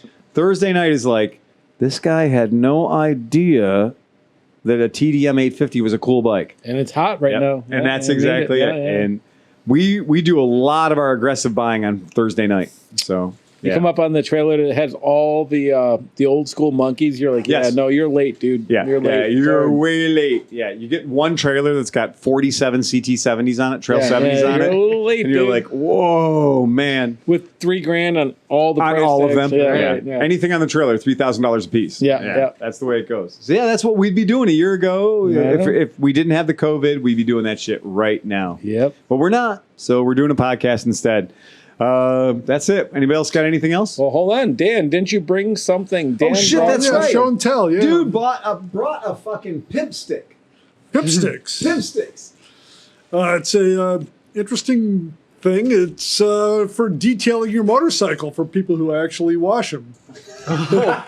So I wouldn't know that. Nobody here We needs wouldn't this talk at all. But anyways, So it's basically a set of aluminum rods, All right. different angles, plastic tips, and the aluminum So rods for our are coated with- podcast listeners, so they know, how many X's are in pimp sticks? Because they're going to look this up. They're going to look this up on the Googles. Oh, I think 2. Or shit, I was wrong. How many X's are there? 19. No. XXX. How do It's you triple spell X. it? How do you get to the website for this machine? Look behind you. Oh, there you go. There you go, my Oh. friend. There it is. Pimp sticks. 3 X's. 3 X's. There's gonna be vaginas involved. Oh my God. Well, you know what happens with 3 X's. Rated X the unknown, absolutely no one admitted. So Dan, have you used this product? I have not, but this company is owned by a friend of mine, and he gave me this set. Oh, They're made in the freebies are always U.S. nice. The aluminum sticks are coated with rubber, so you can't scratch your bike. But so this is something I learned this week. So last week on Friday, me and Dan and his buddy Dan, Yeah. we went for a ride, and it was a great afternoon of riding. And so we went back to Dan's house, and Dan's like, "You've seen my blah blah blah 175, and you know about my blah blah blah fucking thing, and this is my BMW that I'm riding." And I'm like, "Yeah." He's like, "Have you ever seen the thing underneath this cover over here?" And I said, "No, I haven't seen that thing underneath the cover over there." So he opens the cover, and he has, what year is it? 64. A Triumph Bonneville. 1964 Triumph Bonneville with 2 miles on it that's been restored to fucking there's not a museum in the world that wouldn't pay to have this fucking motorcycle in their thing. And he's like, "Yeah, I'm thinking about riding it soon. I kind of got it." And I'm like, "Holy fuck, motherfucker. So like you have a reason to have pimp sticks because you have the cleanest 19 whatever. Right. And he was like, okay, cool, whatever. And so we had to go downstairs, and then we talked to his buddy from Alaska that like rides his Harley 40,000 miles every 2 years or something, wow. which was really cool. But anyways, so I have a moto boner. I can't even walk down the steps because my dick is like smashing into all this stuff. So like Dan is always the quiet guy sitting here, but he has the nicest bike I've ever seen on the planet in my fucking life. Definitely looks better than it did probably when it was brand new. It did not look that good. Dude, seriously, can you tell people like what do you like? It's been a completely frame up. Every fucking nut and bolt, every bearing, everything has been polished, stainless steeled. I mean, it's fucking. Well, the problem is that the restoration is 100% as it was as original, which means it's got all the flaws they had when they built them too. No, it's fucking beautiful, dude. It's the way it left the factory. Like I've been to many museums. My wife loves museums, and we go to museums and we check out artwork, and I'm like blown away. I'm like, wow, that's a masterpiece. But I went to your garage, and like unbeknownst to me, after we rode and did all this stuff, you pull off this cover on a fucking Monet. Like it's fucking beautiful, dude. Like wow. Like This pimp sticks reminds me like what would happen if a Q-tip and a Z tool, like a Slim Jim, a car braking and entering tool, had a baby. Yep. And it's literally it's a Z tool for breaking into cars, except for your cleaning thing. But seriously, how many people here knew that Dan had the king of all fucking vintage bikes just chilling in I think his I garage? heard him mention it once before. Yeah, Really? he's one of those guys who's like, I got a motorcycle. Yeah. So I got a motorcycle. It's okay. Yeah, I'll write it someday. Someday I'll write it. It's fine. Please What do you got there? I got a motorcycle. I mean, the dude lifted the fucking cover off of it, and the dust, there was one piece of dust, and it was like going to land on it. It was like, and it just fucking moved. Fucked off. He was like, fuck my head. I don't deserve to be on this. I'm not going to land on this bike. No. So it's crazy. So how does the cleaning product stick to the end of the wedge? And how did you get this bike? This is Screw the tool you want to The bike that I'm going to have to clean if I actually ride it. right. Well, you have the perfect tool for it. Well, I was in the market for a 60s Bonneville for forever. And, of course, everybody either wants way too much for them or they're, buckets of parts that you got to sort through and try to put it back together. And I mean, I decided to stop looking and just start talking to people. And this bike found me. I got a Facebook This is the best part. This is the best part of it. Listen to this. This is fucking crazy. Go ahead. I got a Facebook message one day from a friend of mine. I probably met the guy like twice on the West Side Ambush rides. Yeah. And he's like, dude, you said you were looking for a vintage Triumph. And a guy who worked with his father has this awesome 64 that he wants to sell. Here's his number if you want to call him up. And, so it just happens. Just random shit. Is it T120? T120R, yeah. And I mean, I called the guy up and he's like, yeah, a buddy of mine had this restored like 10 years ago, sat in his dining room for 10 years. He had it restored. He never rode it. Dude, the 2 miles are from the restorer wrote, test miles. Right. Wow. So, dude. Gold one or a gold? Gold one. This COVID virus was floating by and it saw the bike and it was fucking petrified and it just left. That's how amazing. Like, I'm not kidding you, dude. Like, Dan is a very low-key dude. Yeah. He's always has been a low-key dude. But, like, he brought out, like, he was like, have you ever seen 15,000 gold bars sitting together in a garage somewhere? And I was like, holy fuck. Well, there's a picture of what they are. It's the T120R is... I mean, it's just one of those bikes. It's the bike that everybody wants, man. It's fucking beautiful is what it is, man. Yeah, they're gorgeous bikes. They really are. And the gold and white, obviously. So, what do you take for it? Hey, what's the lowest you'll go? He hasn't less than 2 miles an hour. Wait, you have not ridden it yet, right? I have not. Yeah. Yeah. No. Wow. Yeah. Yep. And I was like, so it has not been driven since it was restored, 10 years ago? Well, it's going to need a carb clean. It's going to need there was no gas in it. I'll give you $150 for it. I'm going to have to put about 2,000 in it just to get it going. I'll bet you those tires are dry rotted too. And it smells like an animal's pissed in your airbox. So when I bought this bike, it had never had fuel in the fuel tank. Yeah. The engine was drained of oil. The transmission was drained. I had to put oil in Oh, that's no good. fuel it up, turn the petcocks on, and the carbs are seeping fuel pretty bad. And you bought a 55-year-old brand new bike. Right. Yeah. Well, it sat for 10 years after it was restored. Right. It was never ridden. Yeah. So the seeping got a little better after a while. So I go, let me just try to start it. Turn the ignition on, hit the ticklers of the carburetors. First kick. Yep. First kick. Just wanted to ride. And it's loud enough that it scared the shit out of me. That wasn't supposed to happen. You didn't take it around the neighborhood just right then? No, and I don't know. It's like Dude, this bike, I almost punched him and rode it. Serious. That's how it's beautiful, and man. I had a feeling it wasn't running right, though. It just didn't sound right. And my buddy of mine who knows British bikes verified that it's idling way lean. Yeah. We tried to adjust the I was going idle to say richness. it's British, so if it sounds like it's running right, it sounds like it's not running It's probably not running right. Exactly. If it's running, that's not right. Also, when he first turned it on, his garage door opened, and he hasn't still figured that out. That's it. And all the little gnomes keep showing up. Yeah. There's nothing you can do about it. Nothing. Gnomes and fairies. Well, in the garage, it's carburetor. You don't have to worry about the electrics. That's Yeah, true. right. That's right. That's right. Yeah. You'll never get to that problem. Even your garage door opener doesn't work. Prioritize your problems. That's it. So Other things in this garage have stopped working. And now the TV remote doesn't work. So before people leave and they don't realize we're actually serious, are we seriously blowing up your fucking house on Saturday? Your other house? I'll do it. Oh my God. Oh, we're doing it. I'm into it. I'm in. I'm like committing. Yeah. I don't see any reason why I couldn't. I'm doing a wedding on Saturday, but if I get out of there early, I know where your place is. So It's okay. yeah. You can just. So if it's Joe Hongosh's wedding, you're not getting it. Oh, and do you know who's doing the food? Porco. Oh, yeah. You know who's doing the booze? You're not going. Yeah. You So won't be there. Phil will not It's be okay. there. Yeah. But if I go and buy fireworks after work tomorrow, I I'll might have be a there place Sunday to morning blow for them Shoot up. Nanny. Yeah. We'll have a meeting on this once we're done with the podcast. Sunday morning, I might be there for,